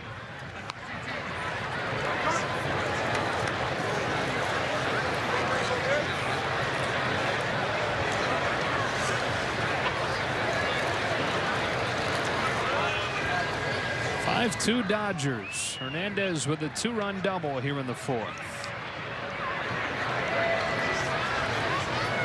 Stretch and a 1-1. A breaking ball that Taylor couldn't lay off of. It bounced. Home plate umpire Jordan Baker makes the call himself, and Chris Taylor says, can't you at least ask down to first? On TV, it looks like he held up. On radio, what do you think? It's whatever I say, and it looks like he held up. It's whatever Jordan Baker says.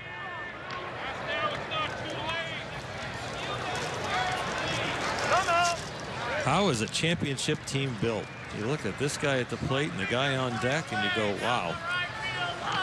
They came in under the radar moves. Taylor and Turner.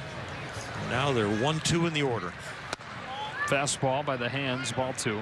And they are cemented into the lineup, and guys that you are going to completely rely on for this whole championship season. And there are a faction of people out there waiting to see, can Chris Taylor do it again? People that want to see that last year wasn't a fluke. On a 2-2 pitch from John Gray. Taylor corks it foul. The thing is, though, Chris Taylor of last year, the numbers say he was a completely different guy.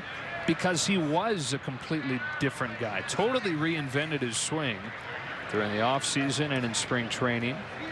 And all indications, both eye test and when you look at some of the underlying numbers and talking to people around the organization, all indications are that it's completely sustainable what he did last year.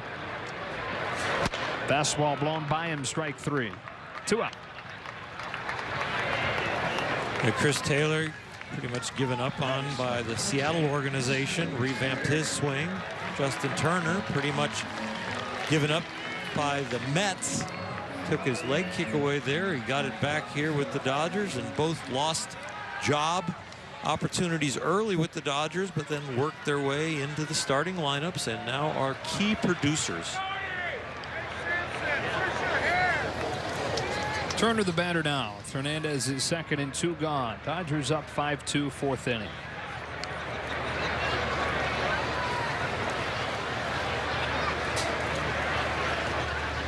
Gray kicks and delivers. Breaking ball low. 2013, December of 2013. Turner was coming off of his best season to date. He had 280 that year as a utility man with the Mets. Was just starting to get excited about some of the changes he was making to his swing. And he got the call that the Mets were letting him go. It's a fastball foul, and it's 1-1. In fact, he and his now wife Courtney were getting in the car to drive to San Diego for a players union meeting when his phone rang, and it was Sandy Alderson, the general manager of the Mets, delivering the bad news. Soon after that, the Dodgers signed him to a free agent contract, minor league contract.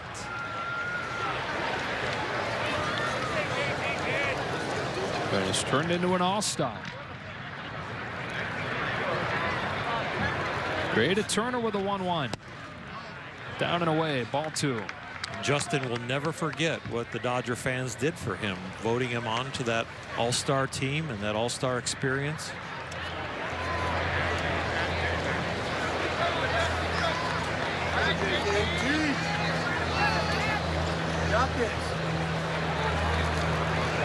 Two 2-1. Outside, ball 3.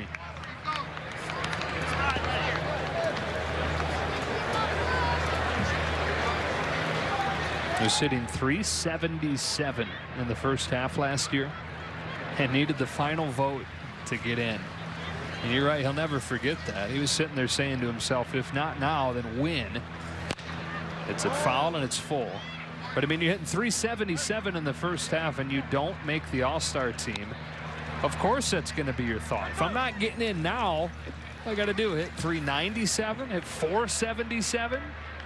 But thanks to the fans and the way they rallied with a record vote you're talking about, he didn't have to worry about that. He was rightfully sent to Miami. It's one of the 6 Dodger All-Stars last year. Runner at second, 2 gone, and a 3-2 from Gray. Turner swings through it, strike 3. So the Dodgers strand Hernandez at second. But after a 3-run homer in the second inning, Hernandez ropes a 2-run double here in the 4th. On to the 5th with the Dodgers in front 5-2. It's the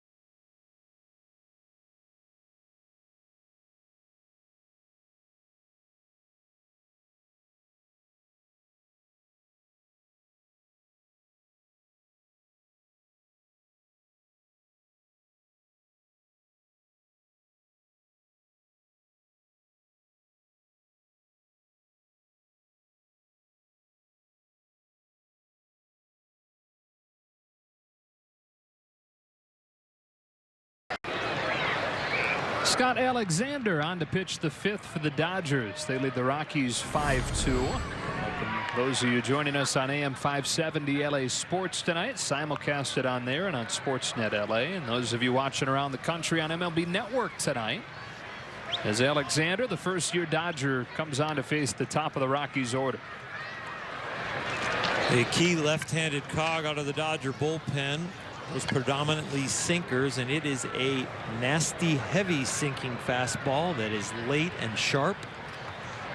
Left-hander's first one to Raimel Tapia. Sinks under his swinging bat. Strike one. Scott Alexander, 28 years old. He committed to throwing that sinker almost exclusively last year in his final year with Kansas City, and it turned his career around.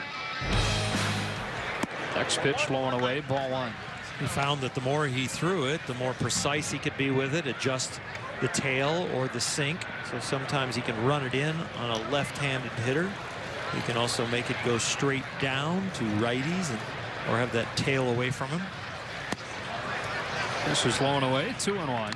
He's pulled a couple in a row right there. So if a left-handed pitcher has pulled a pitch, that would be pulling it to his glove side, or the third base side of the diamond.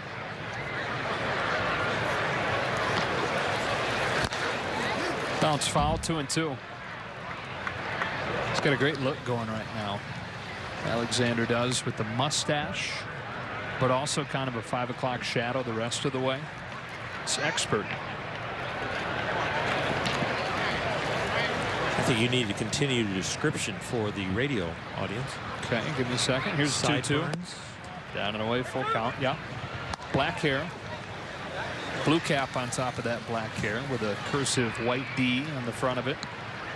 Yeah, the sideburns come down to his earlobes, Oral. Pretty full mustache curling over the corner of his mouth. Delivers down and away, ball 4. Leadoff walk for Tapia here in the 5th. How was that? That was very good. Thanks. Someone in our truck said deep, mysterious eyes. Well, there's a shadow casted by the brim of his cap, so they may be. I just can't tell. 5-2 Dodgers, 5th inning, and Gerardo Parra stands in left-handed against Alexander, who will see a bunch of left-handers, 6 of the first 7 in this Rockies order. Alexander, not a left-handed specialist where he'll be called on to just get lefties out. He is a late inning specialist, can get both righties and lefties out.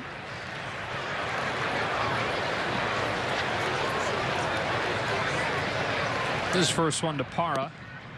Caught the outside corner, strike one.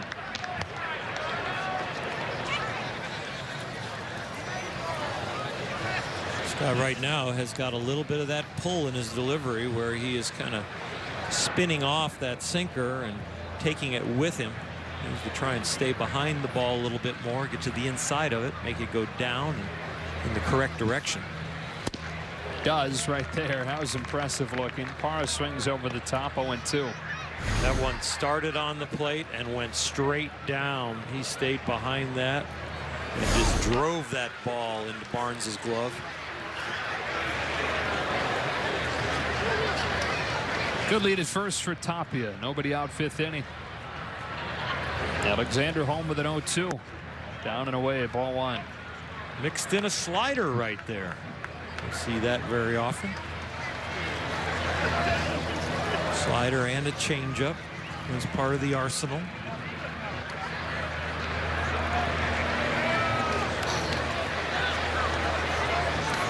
One, 2. Throws one that bounces by Barnes. Tapia runs to second. Takes a big round and holds as Barnes goes back to the screen to grab it. Back-to-back sliders. This one ends up in the right-handed batter's box. Austin reaches out for it. Ball deflects off the dirt, hits him in the thumb of the catcher's glove and deflects away.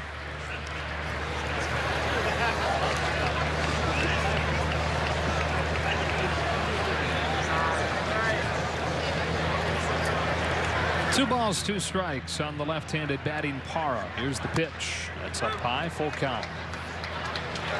Parra didn't make his spring debut until Sunday. He had surgery on his hand during the offseason and was slowly rehabbing back from that.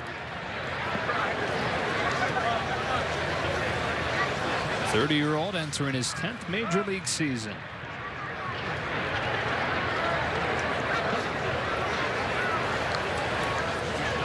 Started his big league career right here in Phoenix with the Diamondbacks in '09. Watches it bounce, and Alexander has issued back-to-back walks to open this fifth.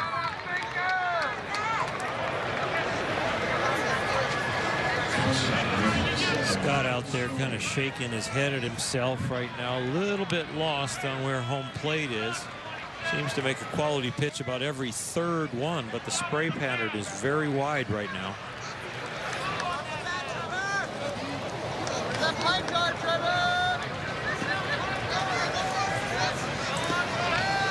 5-2 Dodgers in the fifth. First and second, nobody out for the Rockies, and Trevor Story's the batter. Great thing about throwing a sinker is you can get 2 outs in a hurry on 1 pitch. Here comes the first one. It's low, ball 1. And Barnes wastes no time popping out of his stance and meeting Alexander at the base of the mound for a visit. You can check that off the visit sheet. I think umpire's going to carry a little. Immediately Jordan Baker raised his arm to the press box like he was calling a strike or making a change of a double switch, then pulled out the piece of paper out of his pocket of his jersey and wrote down and recorded the visit.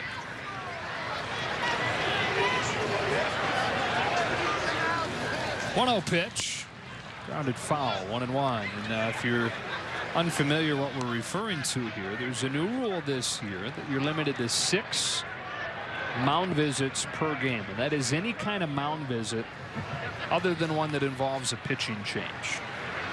So any player, any coach, manager, any visit counts. Any player leaving his position to go up to the mound to talk with a pitcher or vice versa.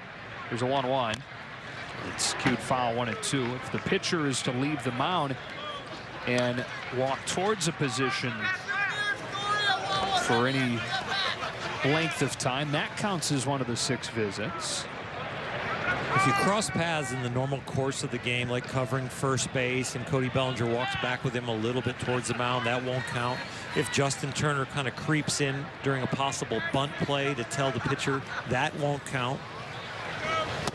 And I think they've been very logical in how they're going to enforce this and how they've kind of amended the black and white visit conversation kind of rule, and they've given the pitchers and the fielders and everyone real clear parameters on how it's going to be enforced, and it seems to be being absorbed by the culture very quickly. It doesn't seem to be getting in the way. 2-2 to Story. A line drive corked to left for a base hit. Kemp plays it up a bounce, fires in towards the infield, and sails the cutoff man Turner. One hop into the plate and Barnes, and they go station to station. A couple of walks and now a ringing single. Load the bases against Alexander with nobody out.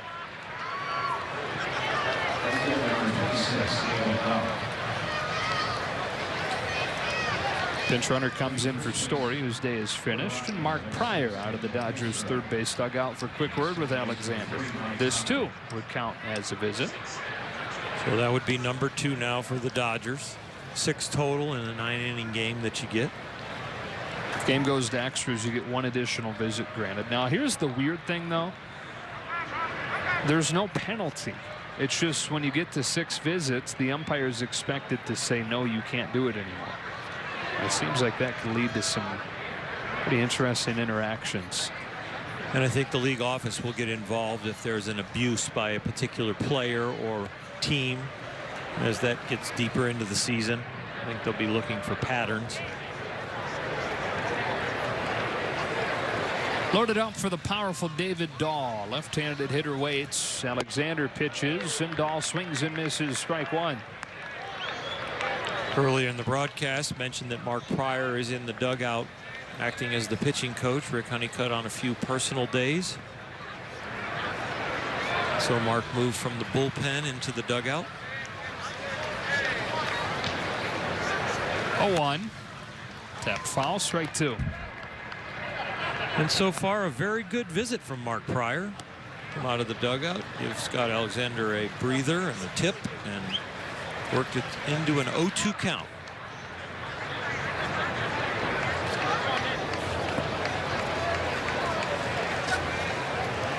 5-2 Dodgers, 5th inning. Nobody out. Rockies have the bases loaded. Alexander's 0-2, and Dahl smacks it on the ground is short. Hernandez gobbles it up, steps on the bag, and fires to first for a double play.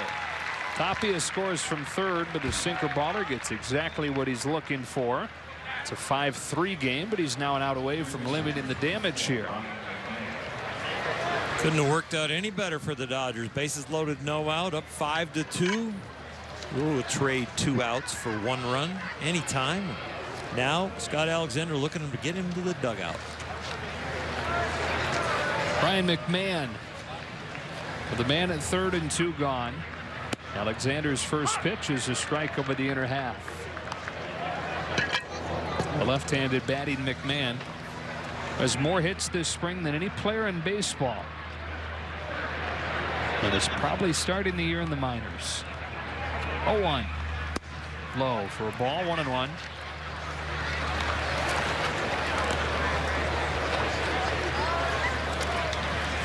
They say spring training stats really don't count an awful lot. They might not count an awful lot as far as earning a job. They count a lot on impression. They can really fortify a position as you are the first one to be called up when that comes. And even if you go down in the first month of this season, you are hitting 200 or 220 in AAA. The taste that you give people in these big league games will linger. They won't look at those stats. You'll get your chance. Overthrows this one by Barnes, and the runner will scamper home from third. So at 2 outs, a wild pitch from Alexander allows Castro to score from third, and it's a 5-4 game. In some ways, there's a lot of throwing going on the mound right now, not pitching, and Scott will be glad to get this one out of his system.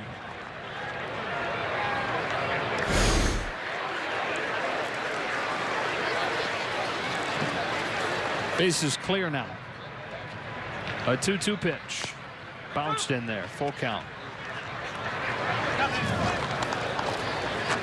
It's been a weird inning. Walk, walk, single, double play, wild pitch.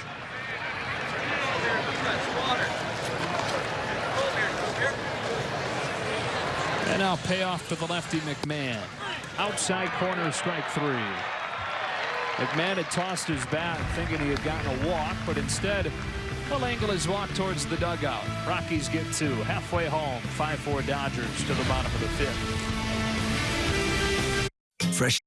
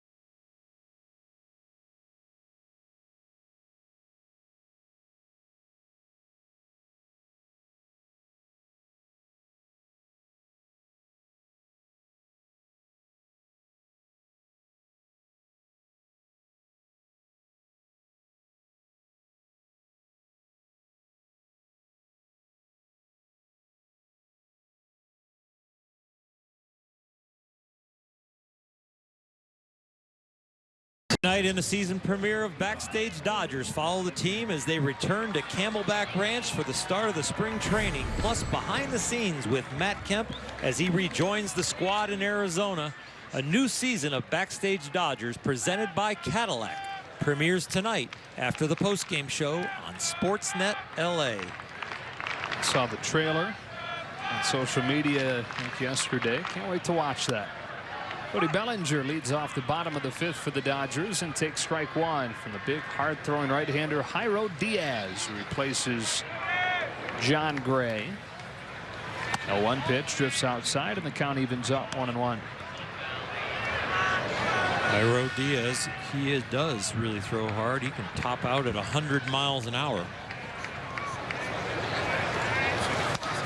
Fouled back here, 1-2. Maybe not expected to make their opening day roster coming back from Tommy John surgery, but definitely a component that they're looking to have contribute in the 2018 season. Former Angel kicks and deals 1-2 and misses low and away with an off-speed pitch. Evens the count at 2 balls 2 strikes.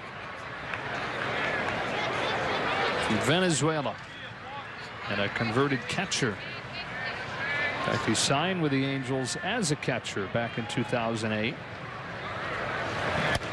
Rifles a fastball up and in on Bellinger. 3 balls 2 strikes.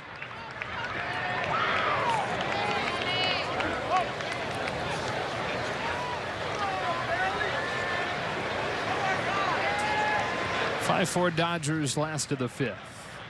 Bellinger 0 for 2 today with a strikeout and a flyout, and on a 3-2 he reaches out and shoots it foul down the left field line towards the edge of the grandstand. A packed grandstand on this Wednesday night. Grass berm's pretty crowded as well. Down each foul line and in left center and in right center. It's a great facility here, Camelback Ranch.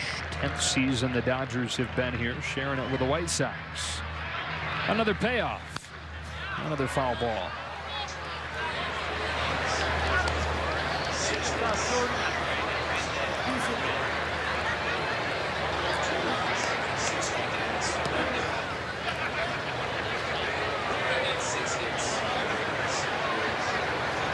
Bellinger starting the 5th for the Dodgers. Here's another payoff. And he hits another one foul, again protecting the outside part of the plate and sending a souvenir to the same group of folks down that left side. Cody having a nice grinded out at bat right here, spoiling some good pitchers' pitches as he anticipates strike, and then as he reads it, not sure, but can foul him off. Fastball now. Tap past the mound to second. And the toss to first is just in time to get him. Garrett Hampson was playing back, charged on, fielded it just in time to get rid of it to get Bellinger. How many first basemen can play center field? Cody Bellinger can, and he shows off the speed of a center fielder, even though he is going to possibly be a Gold Glove first baseman someday. Might have been one that would call for a review during the regular season. That close at first. Bases empty, 1 gone for Kemp. Dodgers by a run in the 5th. Here's the first pitch from Diaz. It's hit on the ground, back up the box.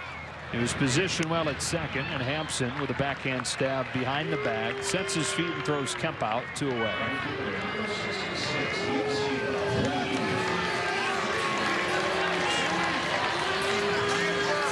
.54 Dodgers in the 5th. Here's Puig.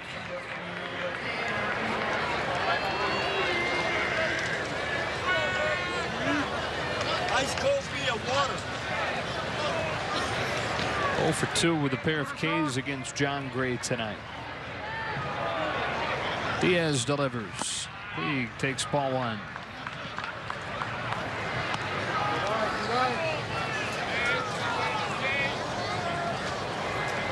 Has one long sleeve on tonight. It's a baby blue sleeve on his right side.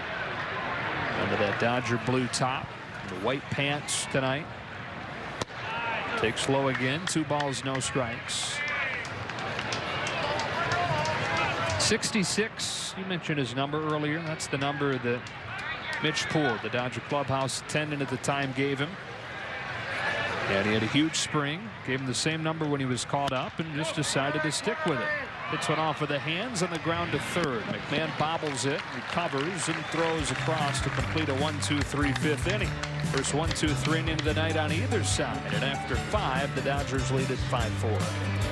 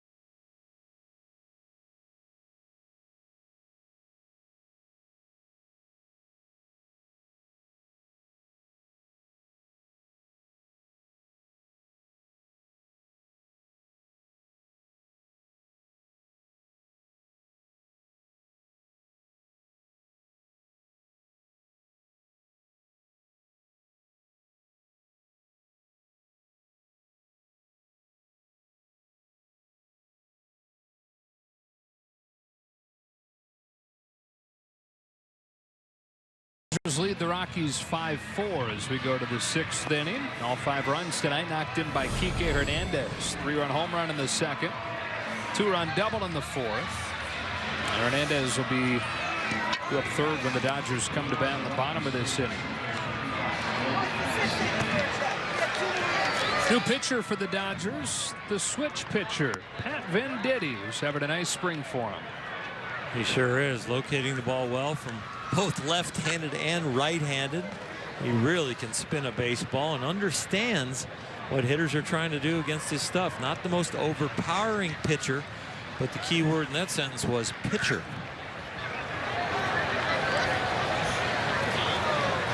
This guy knows what he's doing. Patterson, Walters, Hampson due up for the Rockies.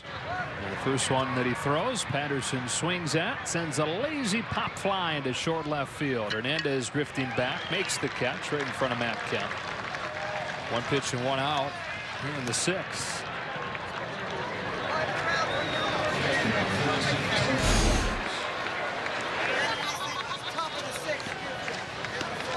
Matt appreciating the fact that Kike took control of that pop-up. And after Hernandez made the catch and threw the ball in, Kemp stuck his hand out and they shook hands. And Diddy drops down here, delivers a sidearm strike to Tony Walters.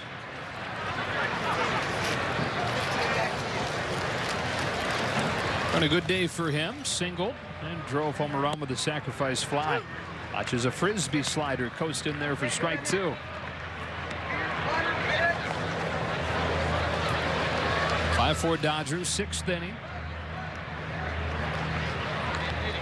With the bases empty and 1 out, here's an 0-2 with a pause in the leg kick, and then Venditti misses low. Boy, not just pitching from both sides. It's not just one arm angle. It's not just one delivery, not just one tempo. Every possible advantage that this guy could have, that a pitcher could come up with, this guy looks to create. It's really fun to watch somebody who understands their abilities and understands the game and how to then apply themselves to the game. 1-2. Fouled off. And even though the fastball is not electric, the way he changes speeds, he can still surprise hitters with his fastball. And it will get on you in a hurry because he commands the off-speed stuff so well. Pitching left-handed right now. Brings another 1-2, and it sinks low. 2 balls, 2 strikes on Walters.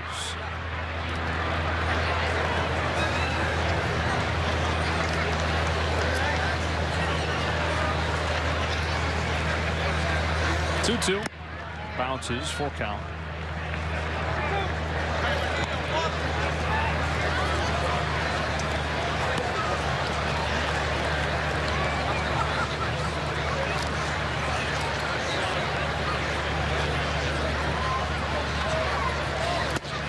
Strike 3 call. 2 up and 2 down here in the 6th. Locked him up with a fastball away, slow him down, and then speed him up, and really locked him up with the location of that low and away. And before the next hitter comes up, has to loosen up the right arm. And has to establish at the start of the at-bat what side he'll use, and then use that side throughout the completion of that AB. It's known as the Pat Venditti rule. There was no reason to have that rule before he showed up. Garrett Hampson watches the slider spin away, ball 1. We lead the league in rules by players' names. What else do we have? The Utley rule. That's right. Set for the 1-0. Fastball away, 2-0. Just casually, it's like everybody's got their routines. Look at the finger, wipe of the hand, switch of the glove, over to the left hand. You'd never even know it. A 6-finger glove with a webbing in the very middle. To strike 2 and 1. I have one of those gloves. I need to bring it in. I traded for it when we were over on the Japanese All-Star Tour after '88. What did you trade away? One of my gloves to someone over there. Was a switch pitcher at the time.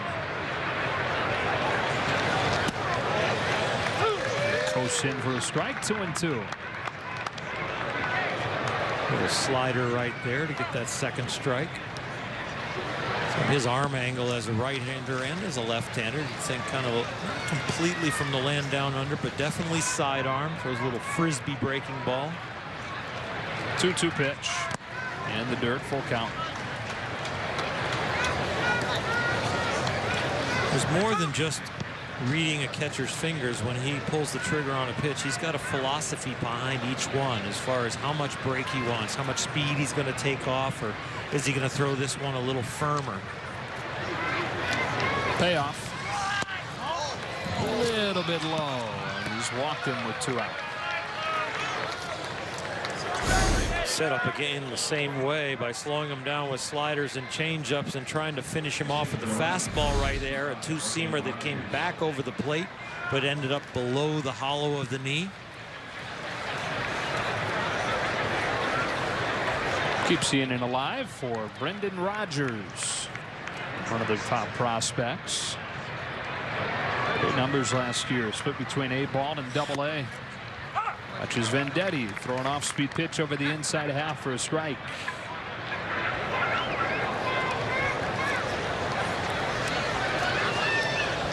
Dodgers 5, Rockies 4, 6th inning. Barnes sets the target inside. Venditti tosses to first. That's another one of the things he's good at, is those pickoff moves, and it was a pretty close play. You think about someone that can throw with both arms, be a big league pitcher, how good an athlete he must be in the rest of the game, including quick pickoffs like that. And this one right here, without even getting a sign, just rotating and throwing the ball over there, keeping the runner close.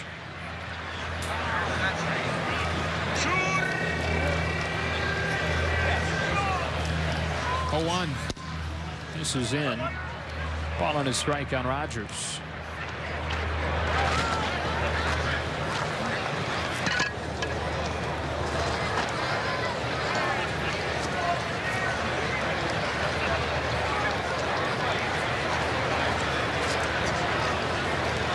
Rodgers only 21 years old.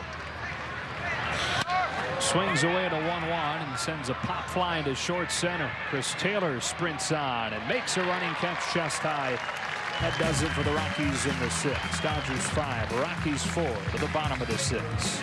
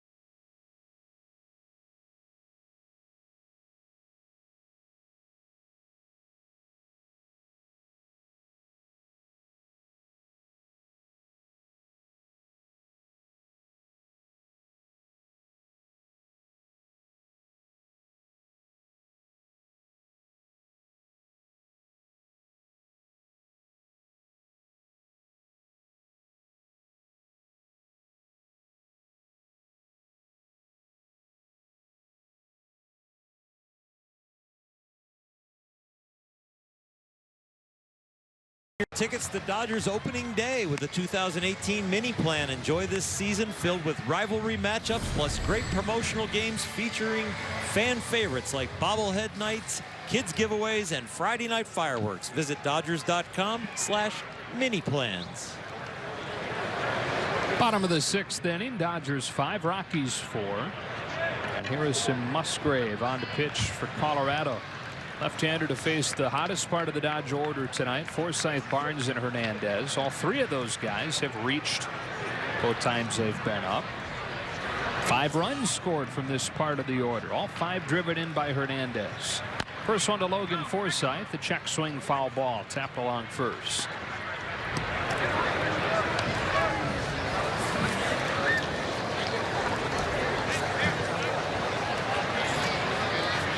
Musgrave, 26 years old. Was born in Morgantown, West Virginia. Grew up there. Went to college there at West Virginia University. Drafted originally by the Phillies and now with the Rockies.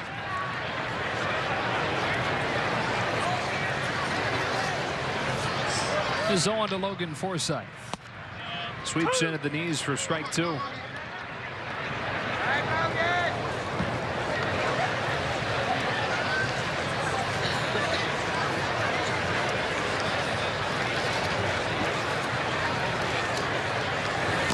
That's a ball, 1-2.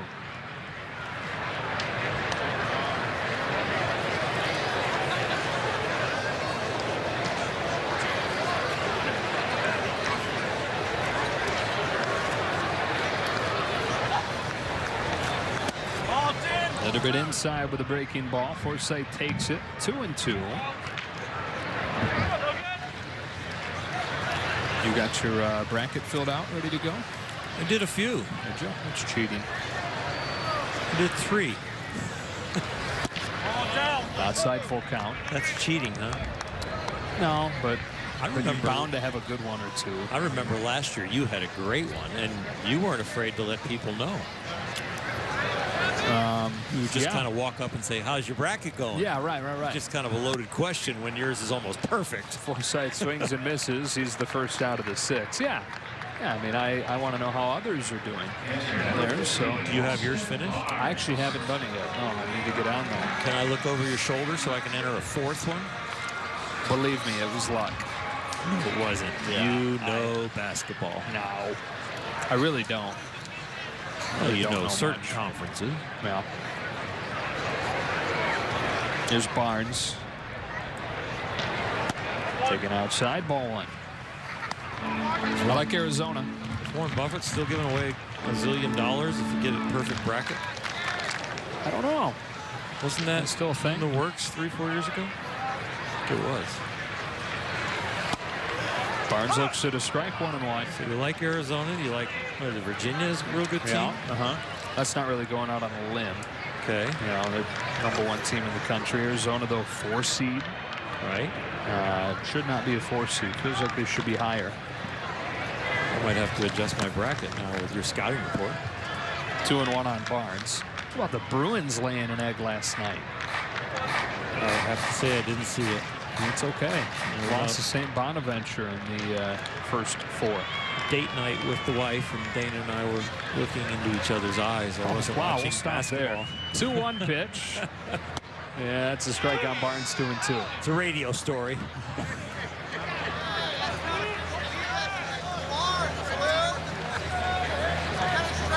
I suppose this is kind of sacrilegious to tell you that I like Arizona while an Arizona State guy's hitting. A 2-2. Pop foul. Arizona State. How are they doing, Truck? They got beat tonight. So both Pac-12 teams that were in the first 4 lost in the first 4. UCLA last night, Arizona State tonight. That means when the tournament really begins tomorrow, there is 1 Pac-12 team. Barnes fouls it again. Still 2 balls, 2 strikes. The Dodgers in front of the Rockies 5-4 here in the 6th. USC got left out of the field. Well, there's 1 Pac-12 team out of the 64 that really begin the tournament tomorrow. That's not good. Barnes swings and misses for strike 3. Tried to lay off. It's probably going to be a strike called anyways. 2 up, 2 down here in the 6th. We think that Buffett challenge is still up for $1 million, and if you actually get a perfect bracket and you're from Nebraska, he doubles it. Why is that? See, it's from Omaha, Nebraska. Okay, that would explain it. I think I'm going to do it. You gonna go for it? I'm going to go win it. Ball one on Hernandez. I'm going to go have a perfect bracket. Like a fun way to spend the month. Yeah. I'll chip in an extra $10 if you do perfect. Okay. I'll give you your money back if I win. Hernandez swings and misses 1-1. If you have a perfect bracket and won $1 million, I might eat for free this year. You might. Or might not. If I get a perfect bracket, I guarantee you'll eat for free this year. I love it. Okay. I love it. But all Hernandez tonight. He's knocked in all 5 of these Dodger runs. They lead 5-4 in the 6th. He watches a breaking ball curl around the plate. 2-1. Kike is in great shape this spring. All that dancing during wedding season. Fouled off 2-2. And he is legit on the dance floor and with endless energy.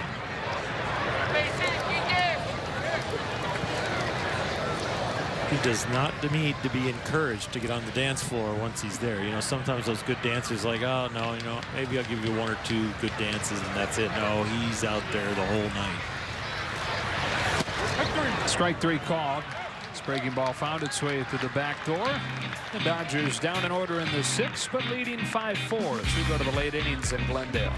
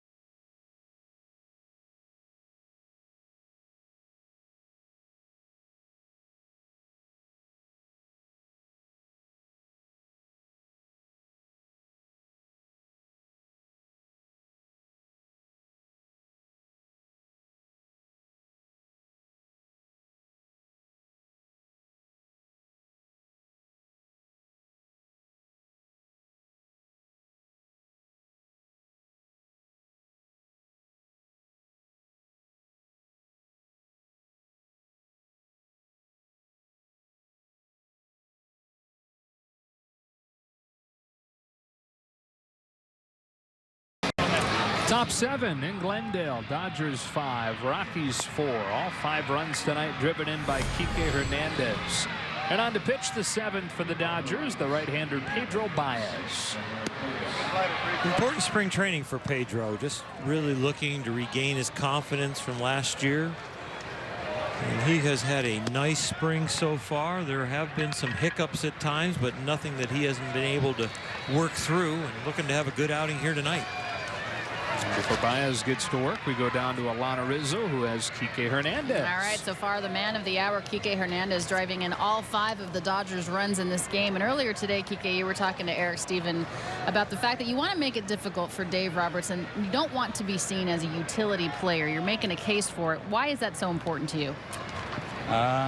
because I feel like I can bring a lot more to the table, to the team. I understand that my role is to give guys days off, move all over the place, but I also think that I can do the same job, but starting in different places every day, not just necessarily like coming in late in the game. And I feel like I'm finally figured out everything that I have to figure out to put all the pieces together to finally be able to play to my full potential. A lot of people thinking that you're going to be in that opening day starting lineup just because of the way that you hit left-handers, in particular Madison Bumgarner, but you're certainly making a case to be able to face right-handers as well. How much have you worked on that as far as improving the splits against righties? Throughout my career in the minor leagues, I hit righties way better than lefties, and it wasn't until I got to the big leagues that I started hitting lefties better. And in 2015, it was a year where I started playing every day against lefties, and not necessarily.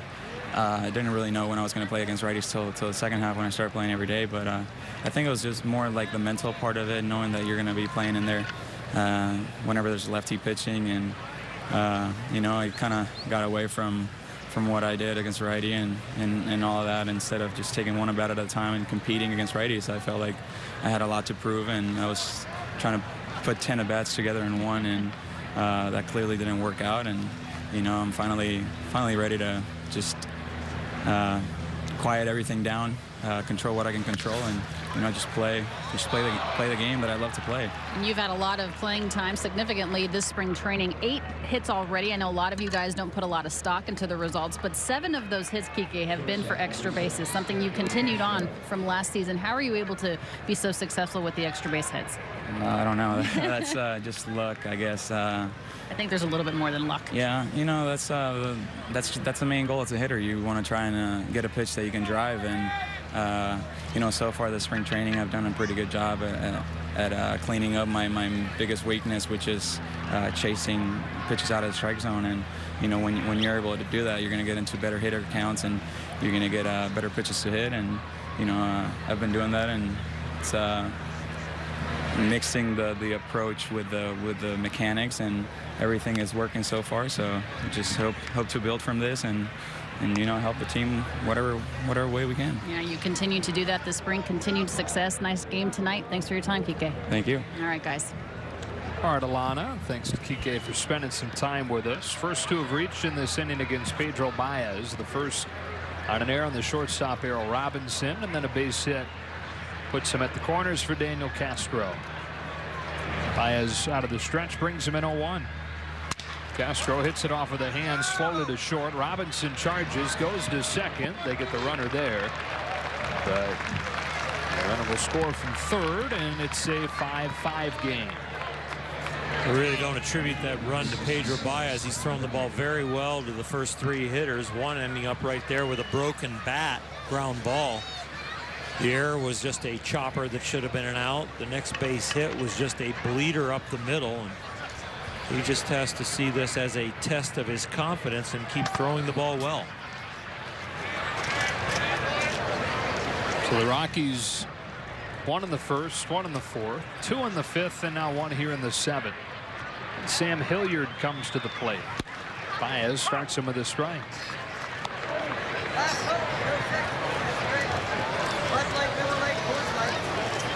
You have 5 more outs there, James.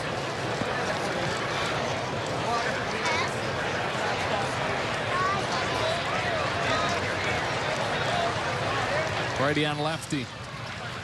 The 0-1. It's low. 1 ball and 1 strike. Tom Kohler is a guy who is figuring to be a big part of the Dodgers' bridge to Kenley Jansen. With Kohler down with a shoulder injury, looking at mid-season as far as a comeback. Realistically, optimistically for Kohler. So the Dodgers right now are looking for somebody to step forward into that high leverage setup role. And that's not necessarily a traditional 8th inning role. We've seen Dave Roberts and most teams around baseball not necessarily operating that way anymore. But in that high leverage spot that Blanton held 2 years ago, spot that Brandon Morrow moved into last year, it's by committee at this point. And while that's okay to begin with, no question would like a guy or 2 to step forward as those that they can lean on in those spots. And Pedro certainly one they'd hope would make a case for it. Pedro definitely in that mix for sure. Remember how great a first half of a season he had last year. Somebody that really 90% of the season was really, really good. Just seemed to hit a wall near the end. JT Chagua, who pitched earlier this evening, in that mix. Josh Fields in that mix.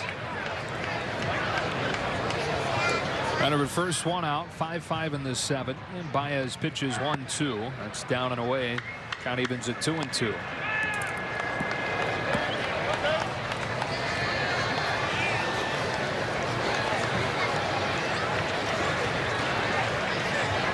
Pedro continuing to work this spring on expanding his pitch selection, not always defaulting to a high fastball.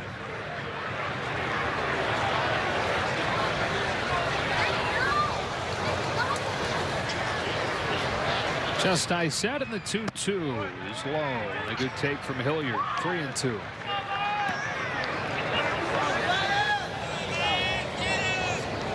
That slider right there that he just threw showed good depth and late break. It's a nice take. But right here with 3-2, 1 out. Not sure the runner will be going, but I would think in this situation they might go ahead and start him in the spring training game. He does take off, and it's smacked to short. Diving Robinson has it to keep it in the infield. They stay out of the double play by putting the runner in motion. Everybody's safe. First and second with 1 out. Interesting that Robinson decided to be the cover man on this. Left-handed hitter, 3-2 count, hard fastball pitcher on the mound. You might think about having your second baseman be the one shading towards the bag. If Robinson would have stayed home, it would have been very easy to record an out somewhere, either second or first. Reaching the point of the game now, or Black's unloading that bench. Here's Derek Gibson to hit, wearing 91 on his back. You can tell when you've reached that part of the game and you start getting the O linemen and the D linemen and the receivers coming up to the plate. Gibson wearing 91. On deck is 77. Ryan Mundell. Righty on righty. Baez downhill with a pitch that bounces. 1-0. Austin Barnes getting a workout back there today and keeping the double play in order with that tremendous block. Not the easiest thing to do when the slider hits the ground. A lot of times it kicks backwards, so you anticipate continuing out with your body. But you have to also anticipate the fact that it might come back at you.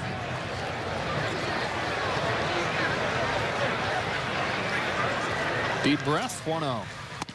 Rides in by the hands. Ball 2.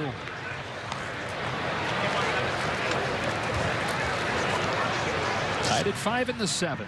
Dodgers led at 5-2, but the Rockies getting 2 in the 5th. 1 here in the 7th. Threatening for more. Castro at second and Hilliard at first. Baez kicks the leg as 2-0 is fouled back. 2-1. Execution has been fine with Pedro Baez this inning on the mound, even though it's a run in, first and second, 1 out. It's just the results that have hurt from these weakly hit balls. But it will look and feel a lot worse if he doesn't get in the strike zone here to this hitter. He's ready. And a shrug of the shoulders with a breath. Strides home with a 2-1 and misses near the belt buckle. 3 balls, 1 strike. I can attest, though, when you're on the mound and things are going haywire and it's not really your fault, it's just the luck of the game, that you do feel like you're paddling upstream, and you've got to fight that and understand what you can do and not try too hard.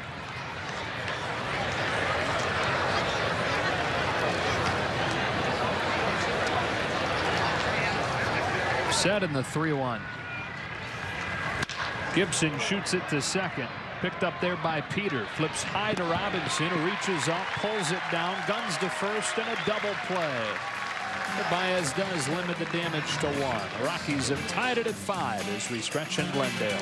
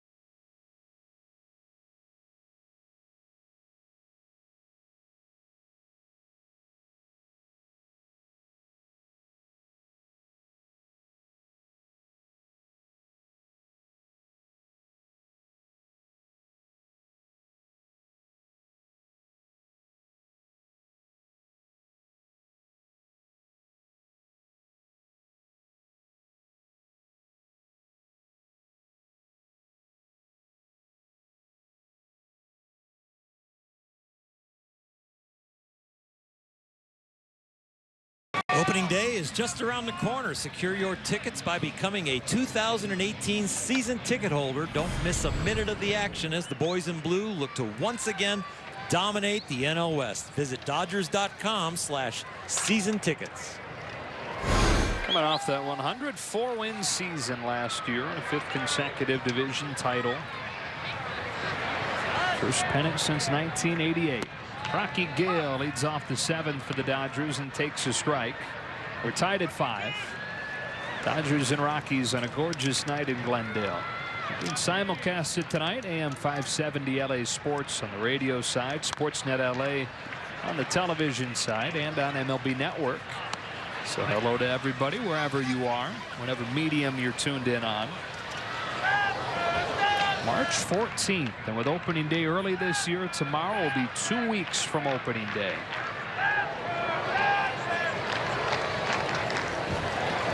Other than 2 on Rocky Gale, Musgrave sets and delivers. Swing and a miss. Late decision to pull the trigger on a chest high pitch, and on 3 pitches, Gale's out number 1.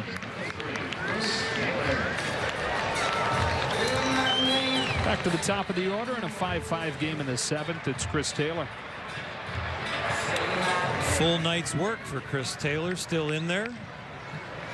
At this point in the game, Dave Roberts, I'm sure, is keeping a pulse of every single player who still wants another at bat.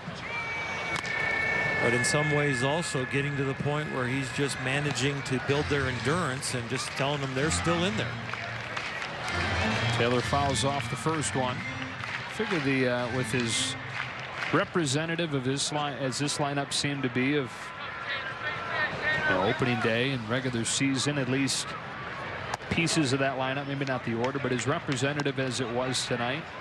Day game tomorrow after a night game here in spring training. Lineup will be a little bit sparse as far as the regulars comparatively. We'll give you a full day's work tonight, and then tomorrow a little lighter with just working out, hitting your own infield work or outfield work, hitting in the cage. And of course, they have to hit the weight room and do the cardio and all the other things that they take care of. But yeah, probably as far as at bats, that'll be cut back.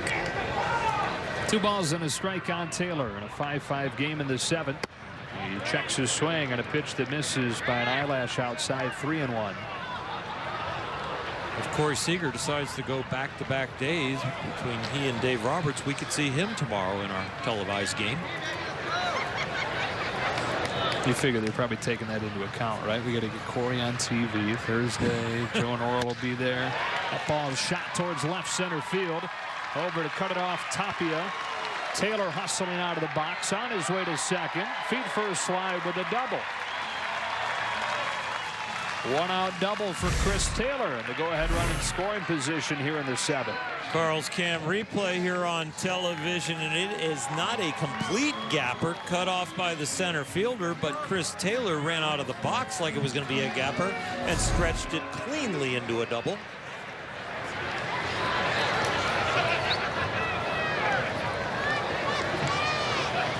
So now Turner with a chance to break this 5-5 tie.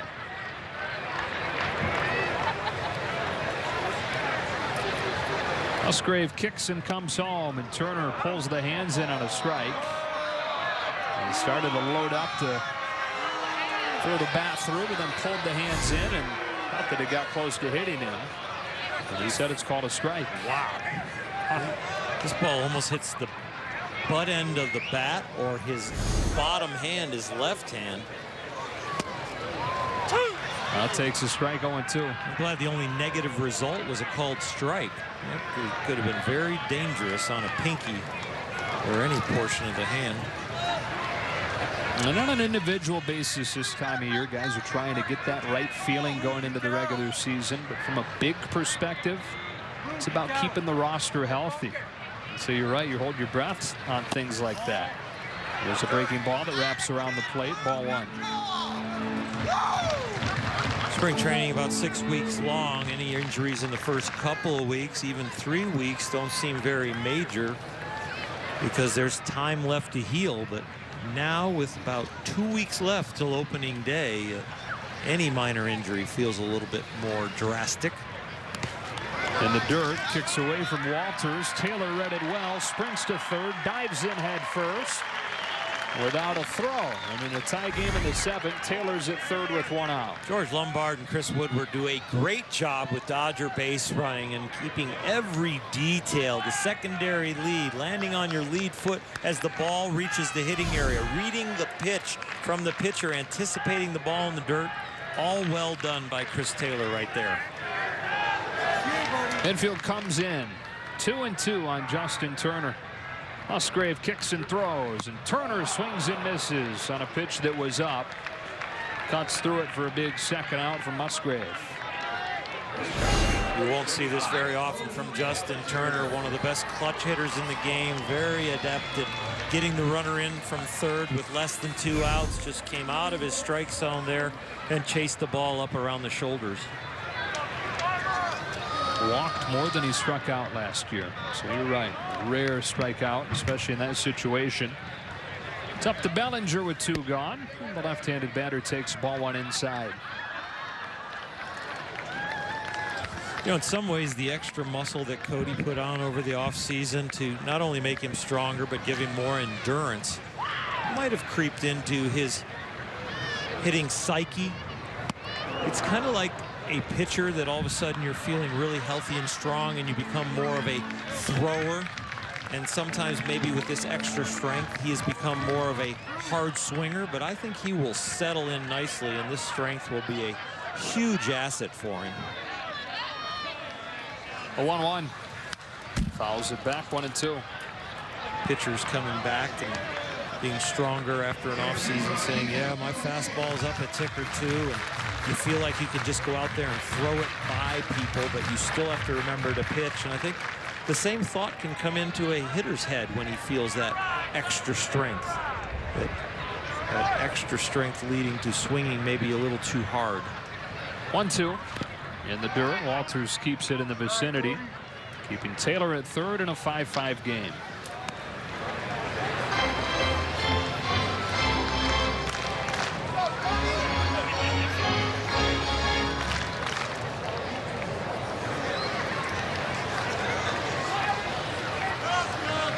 Shift on against Bellinger. 3 fielders to the right of second base. 1 to the left near third. Huge hole on the left side. 2-2. Bellinger hits a hard ground ball, just foul by the bag at first. Went under the glove of Mundell, who was hugging the line. But just outside the bag, says first base umpire Pat Hoberg, and it stays at 2-2. Cody covered that low and in hole that he's had at the end of the season in the World Series and a little bit here in spring. Chris Taylor, as he jogged down the third base line to score the run, and holding his head in disgust that that ball was foul.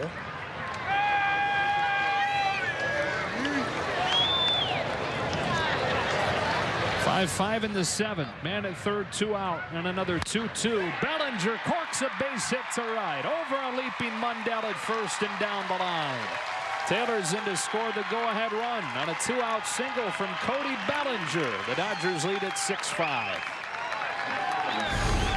The first one that was foul was hit harder, but this one is hit with better placement. Digs out a low slider, gets underneath it. It's a little topspin line drive to right field to drive that 6th run.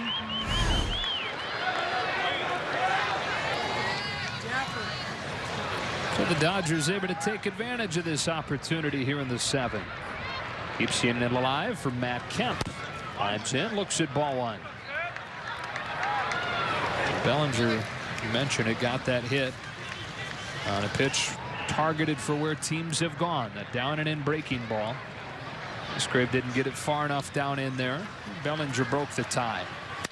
Kemp swings, pulls a line drive, bouncing by a diving third baseman Gibson into left, another base hit. Back-to-back 2-out singles, first and second now. Seeing more and more of these top spin line drives with hitters concentrating on elevating the ball and hitting it in the air with better launch angle. And so with that slight uppercut swing, digging out those low pitches, sometimes they hit the back of the ball with the bat coming up and drive the ball with some top spin to the outfield. 2 on, 2 out. Puig the batter. Dodgers 6, Rockies 5. Bottom of the 7th.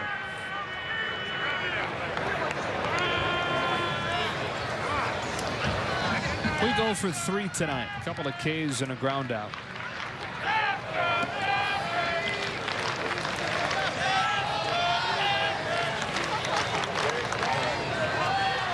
Musgrave, who's now thrown 40 pitches, probably nearing the end of the road here. Puig watches him deliver strike 1.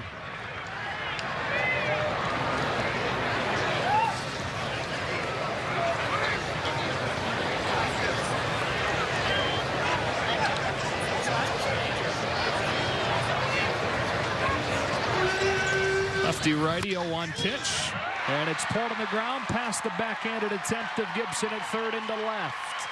Bellinger in to score. Kemp to third. Puig to second. It's 7-5. We'll see what the ruling is, but either way, the Dodgers have strung it together with 2 out.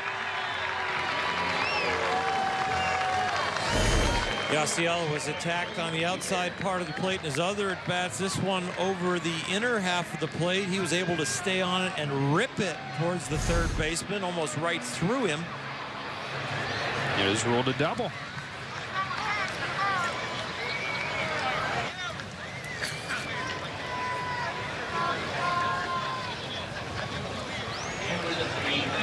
So the Dodgers with single, double from Bellinger, Kemp, and Puig with 2 gone after the Turner strikeout here in the 7th. Jake Peter gets ready to bat after this mound visit.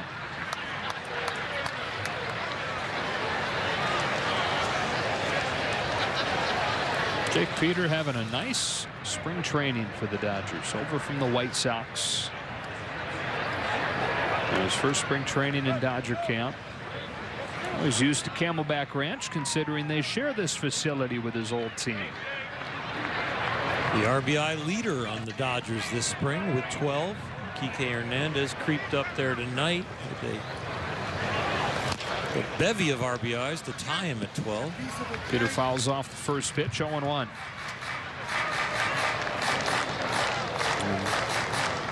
Even with a monster spring training, Peter's going to be a casualty of the depth on top of this roster. Really not a spot for Peter at this point at the big league level.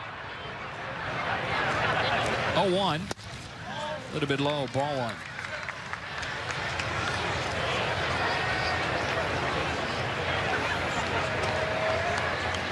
But you talk about it, spring training for a lot of guys is about the impressions that you make and that you leave, and he certainly has made and left a good one.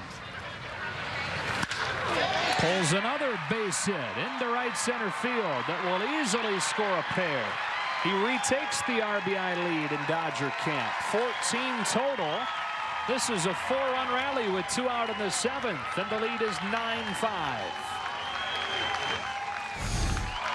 Peter pushes back against Kike Hernandez's wonderful night for his 14th RBI of the spring. Those 2 right there.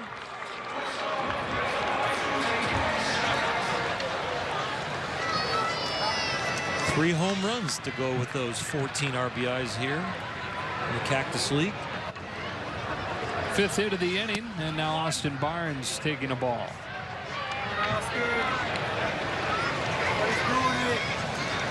Rockies had scored 3 in a row to tie the game at 5 from the top of this inning. The Dodgers with a 4 spot with 2 out. That's a strike, 1-1. You mentioned impressions. Jake Peter making a great one. Let's remember also the Dodgers used 52 different players, 26 pitchers, 26 position players last year. So the impression will count sometime later in the year as far as getting an opportunity. You hope for that utopia of health throughout the whole year, but you know it is not going to happen. Hope for it and plan for the opposite, right? Exactly. The depth chart's got to have 3, 4, 5 people in the organization that can fill in. The Dodger roster is so flexible within its first 25 that are playing at the big league level, but even more flexible when you add the rest of the 40-man. That'll be those 15 guys in the minors. Full count on Barnes.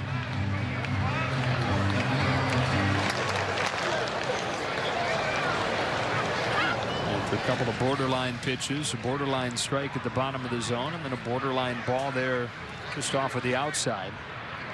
Peter will get a head start from first on this 3-2 in the dirt, ball 4.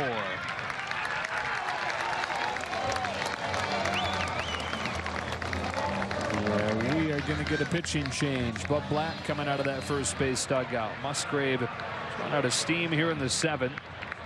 Dodgers have played at 4 and not done yet. First and second with 2 out. Errol Robinson due to bat.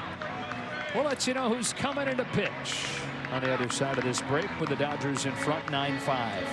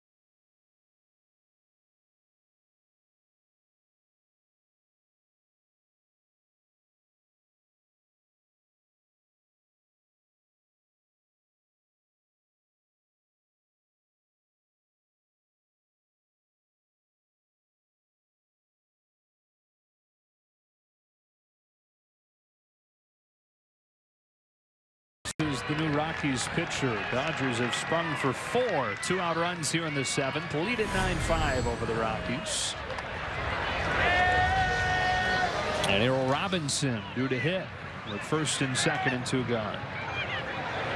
Robinson, 23 years old. He's in the game as the shortstop, replacing Kike Hernandez.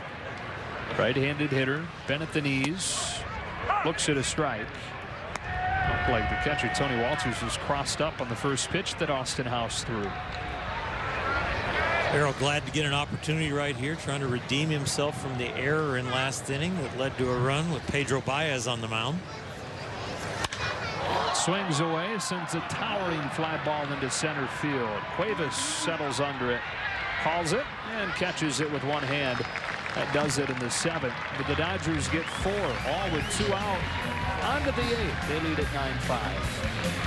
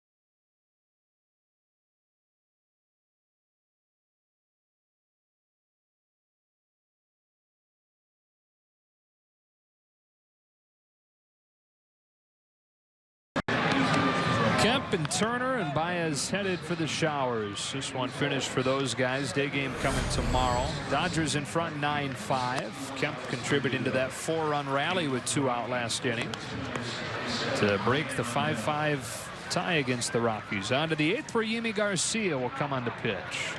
Yimi could be another one of those late inning Dodger relievers coming back from injury. Has looked very strong this spring. You see the statistics there if you're watching on TV with the overall MLB career stats. That 3.12 ERA glistening, and someone that the Dodgers, when healthy, could always count on. Brian Mundell leads off this inning for Colorado. Dodgers 9, Rockies 5, 8th inning. Garcia right-handed, upright on the mound, kicks and comes home, and a fastball at the knees for a strike. Yimi has always been somebody that can live at the bottom of the zone or the top of the zone. Very lively fastball, a short, tight, quick slider also. Throws it there, misses low and away. 1 ball and 1 strike. Garcia from the Dominican Republic. Signed in 2009, made his major league debut in 2014. First guy that he faced in his major league career was Bryce Harper. Welcome to the big leagues. At that point, Harper was new to the big leagues as well. Harper singled against him. Uphill from there. 2-1 on Mundell. Garcia to the plate. High drive down the right field line. Alex Verdugo's out there now on a dead sprint near the sidewall, and it falls foul. Verdugo fresh into the game, as is just about everybody out there. Got Verdugo in right, Thompson in center, Tolles in left. Not a single starter remains in this one. Angelo Mora's the third baseman. Dale Robinson and Jake Peter checked in the middle infield a couple of innings ago. Ahmed is at first. Farmer doing the catching now, ending Austin Barnes' night back there.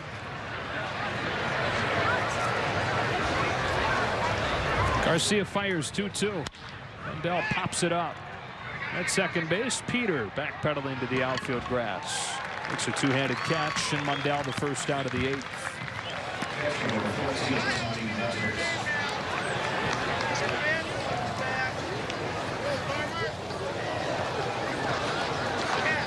Dodgers 9, Rockies 5. Tony Walters climbs in left-handed. Talked about him a little bit earlier. One of the catchers on this Rockies team, but a converted infielder who would never play catcher in his life. Watches a first pitch off speed miss low. It was Terry Francona's idea for Walters to start giving catching a try.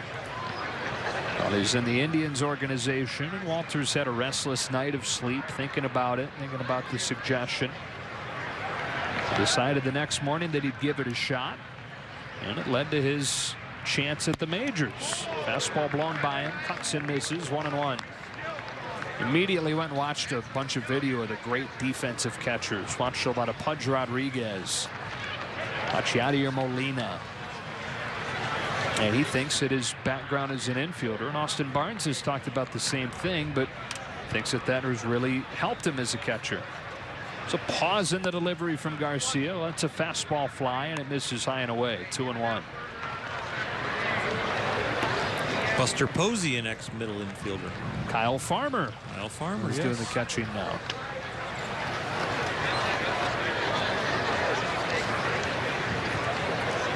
But 2-1. Walters fouls it. 2-2. Walters went to Dave Roberts' high school alma mater, Rancho Buena Vista High School. That's the first place that Bud Black, his now manager, watched him play. And actually gone to watch somebody on the other team. That's when Black was in San Diego. But he remembers Walters playing shortstop at the time, catching his eye. Another pause in the delivery, and then Garcia whips a fastball that's sent in the air to left center field. Andrew Toll settles under it, reaches up and pulls it down. 2 out.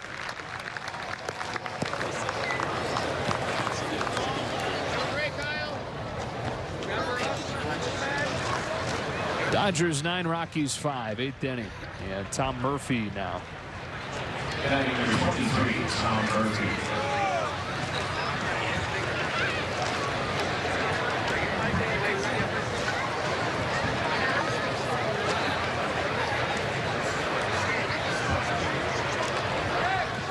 Righty on righty, first one. Started him with a slider, dipped low, 1-0.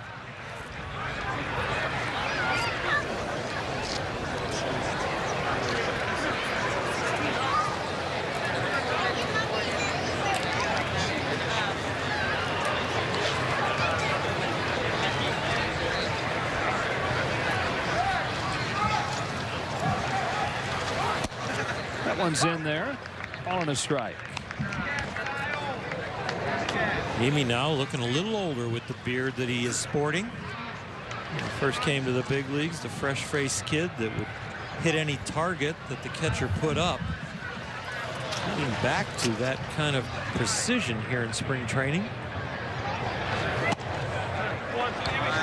This is low and in, 2-1. A little stronger, a little heavier than when he first broke in. Just really starting to mature before our very eyes as he has been hurt, but this is a guy that could be a significant factor in the Dodger bullpen. Coming back from Tommy John surgery. Bases empty, 2 out, brings it 2-1. And it drifts inside, 3-1 on Murphy.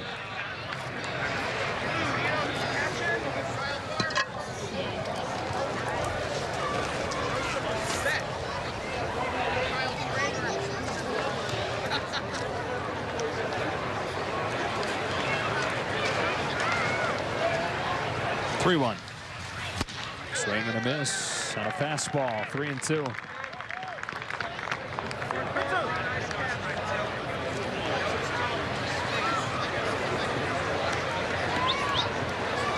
Garcia looking for a 1-2-3 8th inning with the Dodgers in front of the Rockies 9-5.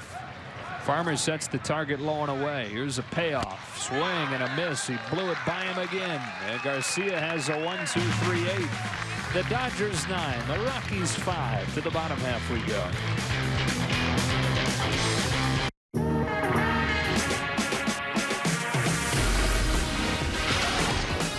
Designed to handle instinctively.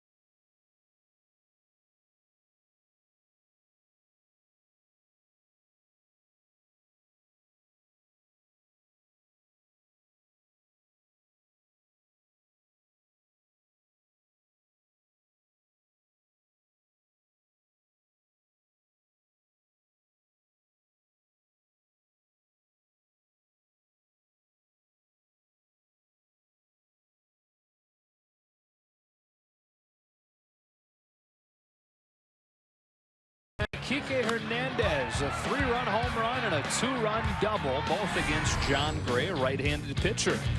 Kike has voiced his opinion, a very humble opinion, that he'd like more playing time, and he did nothing to hurt that tonight, showing that it doesn't matter if you're left-handed or right-handed, he'll put a good swing on you. Left-handed pitching, Zach Roskup on to handle the bottom of the 8th for the Rockies. And Rocky Gale fouls one back, strike one. Roskup, 29 years old. Came over from the Cubs last June.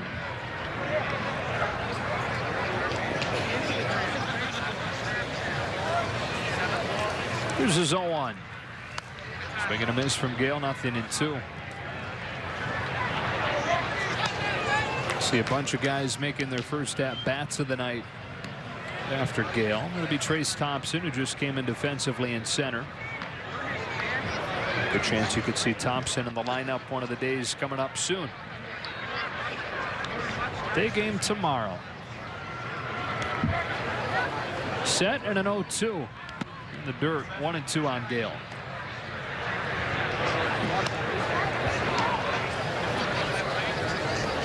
You know, so these teams, obviously division foes, will play 19 times during the regular season, but they won't play their first game against one another until the end of May.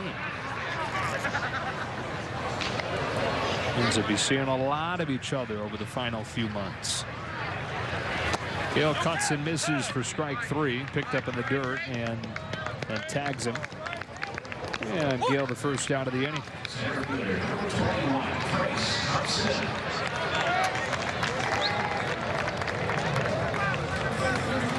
Dodgers in front 9-5, and Trace Thompson climbs in for his first at bat tonight. Trace, who is out of options, been slowed by injuries the last couple of years. First pitch strike. Really had it going 2 years ago. Almost into an everyday role. He's hitting walk-off home runs, making big defensive plays, starting to look like a budding all-star. And he injured that back and shut him down for the rest of the 2016 season, and he just never did get going last year. Takes in the dirt, ball and a strike. And now he finds himself kind of behind the 8-ball entering the spring with all the depth the Dodgers have in the outfield. So many guys gunning for really that one spot in left field.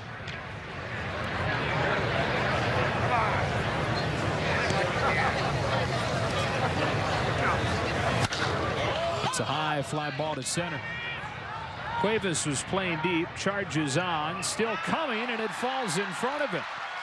Thompson's at second. That'll be ruled a double. Not sure if Cuevas lost it in the lights or what, but he in center and Hampson at second. Both got near it, but neither touched it. You mentioned that Thompson is out of options, but the fact that he is not even mentioned in the left field equation doesn't stop him from fully running this out like a professional and getting to second base. No depression entered him as he popped that ball up. He strided it out all the way around and did the right thing. Not only are playing for your organization when you're in his situation, you know you're playing for all the scouts in the stands that know that you might be free at the end of spring training. Dodgers in front 9-5, bottom of the 8th, and with Thompson at second and one out, Andrew Toll stands in and takes a pitch in the dirt for ball one. On the other side of the equation in that left field battle is Andrew Tolles, who in a way entered spring in a similar spot to Thompson. That is coming back from injury. Granted, Tolles' injury is much more recent than Thompson's, but Tolles coming back from that ACL that ended last season early. He has had a huge spring and passed every test as far as the knee goes. Sends one to left center field. Parr is on the move to make the catch. That's actually Topman out there in left making the catch for out number 2. In some ways, Andrew Tolles was put into the same pack with Corey Seager and Austin Barnes. Kind of let's slow play him to get him ready for the season. But you know what? Andrew has passed every test with flying colors and actually forced Dave Roberts and the Dodgers into more playing time here in the spring to prove that he could be ready for opening day.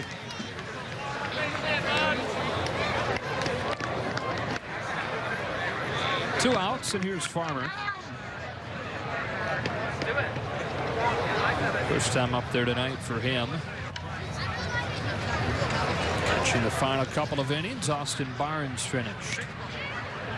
Lefty Roskup to the right-handed batting Farmer with a strike. And coming into tonight, these are the numbers from the candidates for that left field spot. Thompson not included on the graphic. Jock Peterson's numbers not pretty. Kemp has continued to have a huge spring. Those 4 home runs lead the club. Farmer takes the ball. It's 1-1. Verdugo, probably the most complete player of the bunch, but the least proven. Just a September call-up last year. And perhaps the long-term solution in left. And he, too, at a bit of a disadvantage coming into the spring, just with a lack of experience, and he continues to grow and mature. Breaking ball for a strike, 1-2 on Farmer.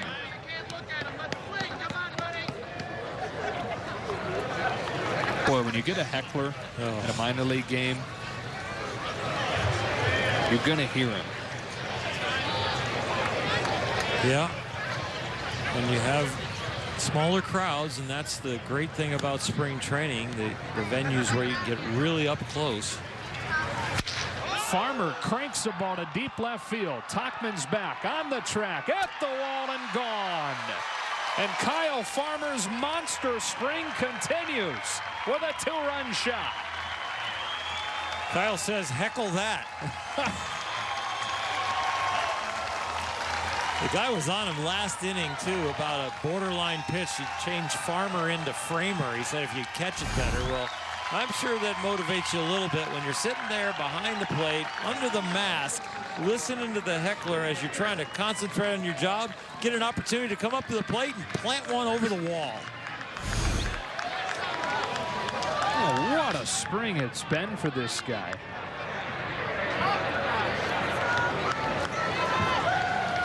(11-5) Dodgers in the 8th inning. Alex Verdugo now looks at a ball low. Farmer's another guy who may get squeezed out just because of the sheer numbers, and Dodgers have Grandal and Barnes at catcher. Here comes a 1-0. Verdugo shoots one in the air to deep center field. This sends Cuevas back on the move to the track. He turns. It's gone. Up onto the grass berm. A fan perhaps aiding Verdugo, reaching his brown mitt over the edge of the fence to pull it in. And now they're actually going to call fan interference and rule this a double. Great catch.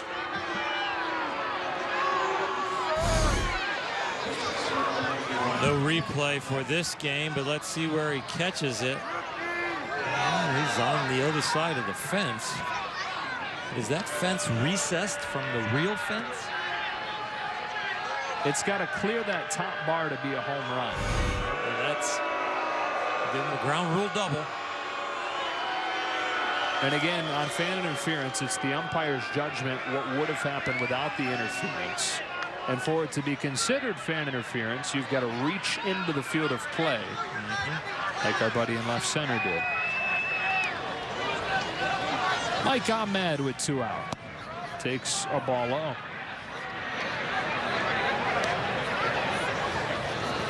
Well, it was still a well-struck ball. Sure was. And they say it's not about results in spring training, right? 2-0 on Ahmed. Alex Verdugo has made a very strong impression here. Opened up his swing a little bit and shown off the power. You can't miss him with the high top white shoes and the solid blue socks coming out of the white pants.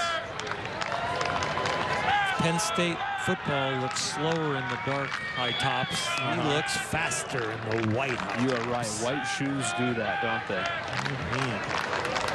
A little gray in there, a little silver in Verdugo's shoes.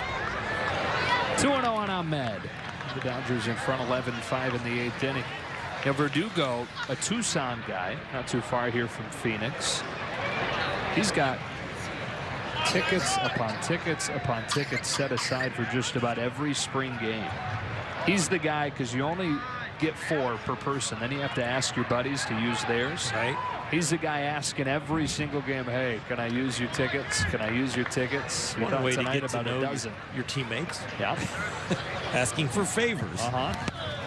That gives one away here on a pitch that bounces. Verdugo heads for third and gets in there before the throw.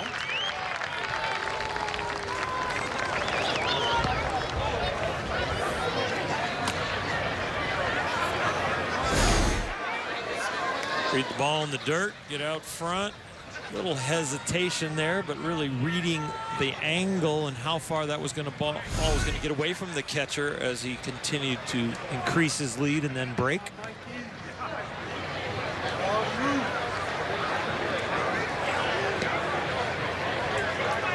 A 2-1. And that foul tips it into the glove. 2-2. Yeah, but with Alex Verdugo, at some point this season, I think it's safe to say we'll see him in the major leagues. Just a question of when. At a point in his career where they'd like to see him get everyday at-bats, and that's probably not going to happen at the big league level right away. Ahmed swings and misses for strike 3. The Dodgers finished off in the 8th, but they get 2 more on a Kyle Farmer home run. That man has a souvenir, but Verdugo only has a double.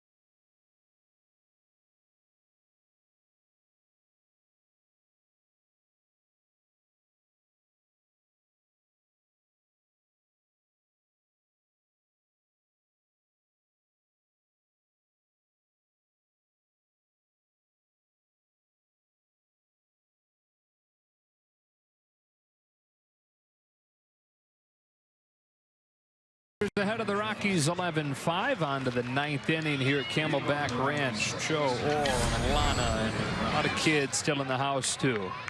And the grass burns. Kid in the game now pitching, Parker Curry, over from the minor league side of camp to handle the 9th. The work out of the windup. Right-hander turns and delivers to Brennan Rogers, who chops the first pitch that he sees foul.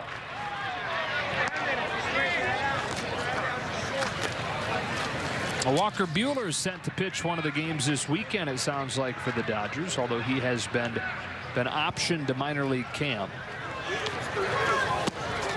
It's inside, 1 ball and 1 strike. I think that it was pretty clear that Buehler wasn't going to break camp with the team, just with the innings restriction that he's on at this point, somewhere in the neighborhood of 140 or so, still less than 2 years removed from Tommy John. It's inside and it's 2-1. Walker's another one like Ross Stripling, who started tonight. There will be insurance for the rotation, but Dodgers fully expecting him to develop and be ready to contribute during the 2018 season. And when you get optioned down as a minor leaguer to the minor league side here, you are in very good hands. Director of Player Development down there, Brandon Gomes, his assistant William Rhymes. They have outstanding staff there. Rogers hits a missile to deep center and off of the batter's eye and gone over the 410 side. Rogers, one of the top prospects in the Rockies system, flashes part of the reason why with a solo shot to open the 9th.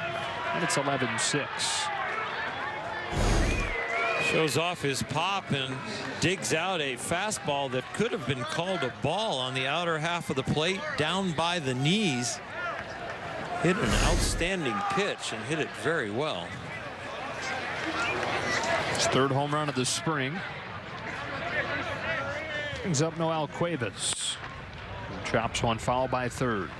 You know, Joe, not enough can be said about what happens down on the minor league side of the diamond for the Dodgers. The organization over there is so well staffed, and Don Alexander, the pitching coordinator, and Gabe Rivas do an outstanding job with tutelage of the pitchers, heading up all the minor league pitching coaches. Slowly hit up along third. Charging is Mora. He gloves and throws on the run just in time to get Cuevas at first. One away in the ninth. The hitting department by Paco Figueroa, they're outstanding down there, and Travis Barberry, the catching instructor and coordinator. Clayton McCullough, who does all the field coordination over there. These guys, they work tirelessly, and they have so many responsibilities. But when somebody comes up, they're ready to be a big leaguer. You know, a big leaguer is only a minor leaguer with an opportunity to play there, and they prepare these guys to the highest level. Mike Tachman slashes the first pitch on a line to center. Trace Thompson hardly has to move, reaches up and pulls it in. 2 out in the ninth. Dave Roberts and Andrew Friedman and Farhan Zaid, they feel great when somebody comes from the minor league side that these guys are going to be ready.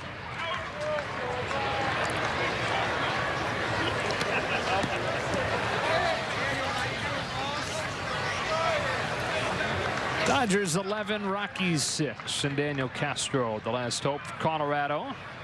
As Parker Curry delivers, and Castro dumps it back. What do you say we do it again tomorrow before your curling trip this weekend? Complete inside joke for anybody that wasn't tuned in earlier in the game. Oral will be off on Saturday and Sunday. And he happened to mention he watched curling in the Olympics. So that's what we're saying he's doing this weekend. I'm gonna be packing for the first truck that goes back to LA, with putting the golf clubs and a couple suitcases on that truck that leaves on Monday. About that time. Tomorrow will be 2 weeks from opening day. Here's an 0-2, and Castro pops it up. Short center field. Ahmed sprinting out. Thompson sprinting on. Makes a running catch right in front of the Dodgers script on his chest. That does it. Dodgers 11, Rockies 6. They ride the long ball in this one. Couple of home runs. Farmer hit one. Hernandez hit one and drove in 5. The Dodgers now 11-8 this spring. 11-6 the final score in this one. Join us tomorrow on Sportsnet LA and our Dodger Radio Network as the Dodgers face the White Sox at 1 on radio. Morongo Casino Dodgers on deck begins at 12:30. For Oral Hershiser, Alana Rizzo, and the rest of our crew. Now on Access Sportsnet LA, stay tuned for Access Sportsnet Dodgers. Joe Davis saying so long from Camelback Ranch. We'll talk to you tomorrow.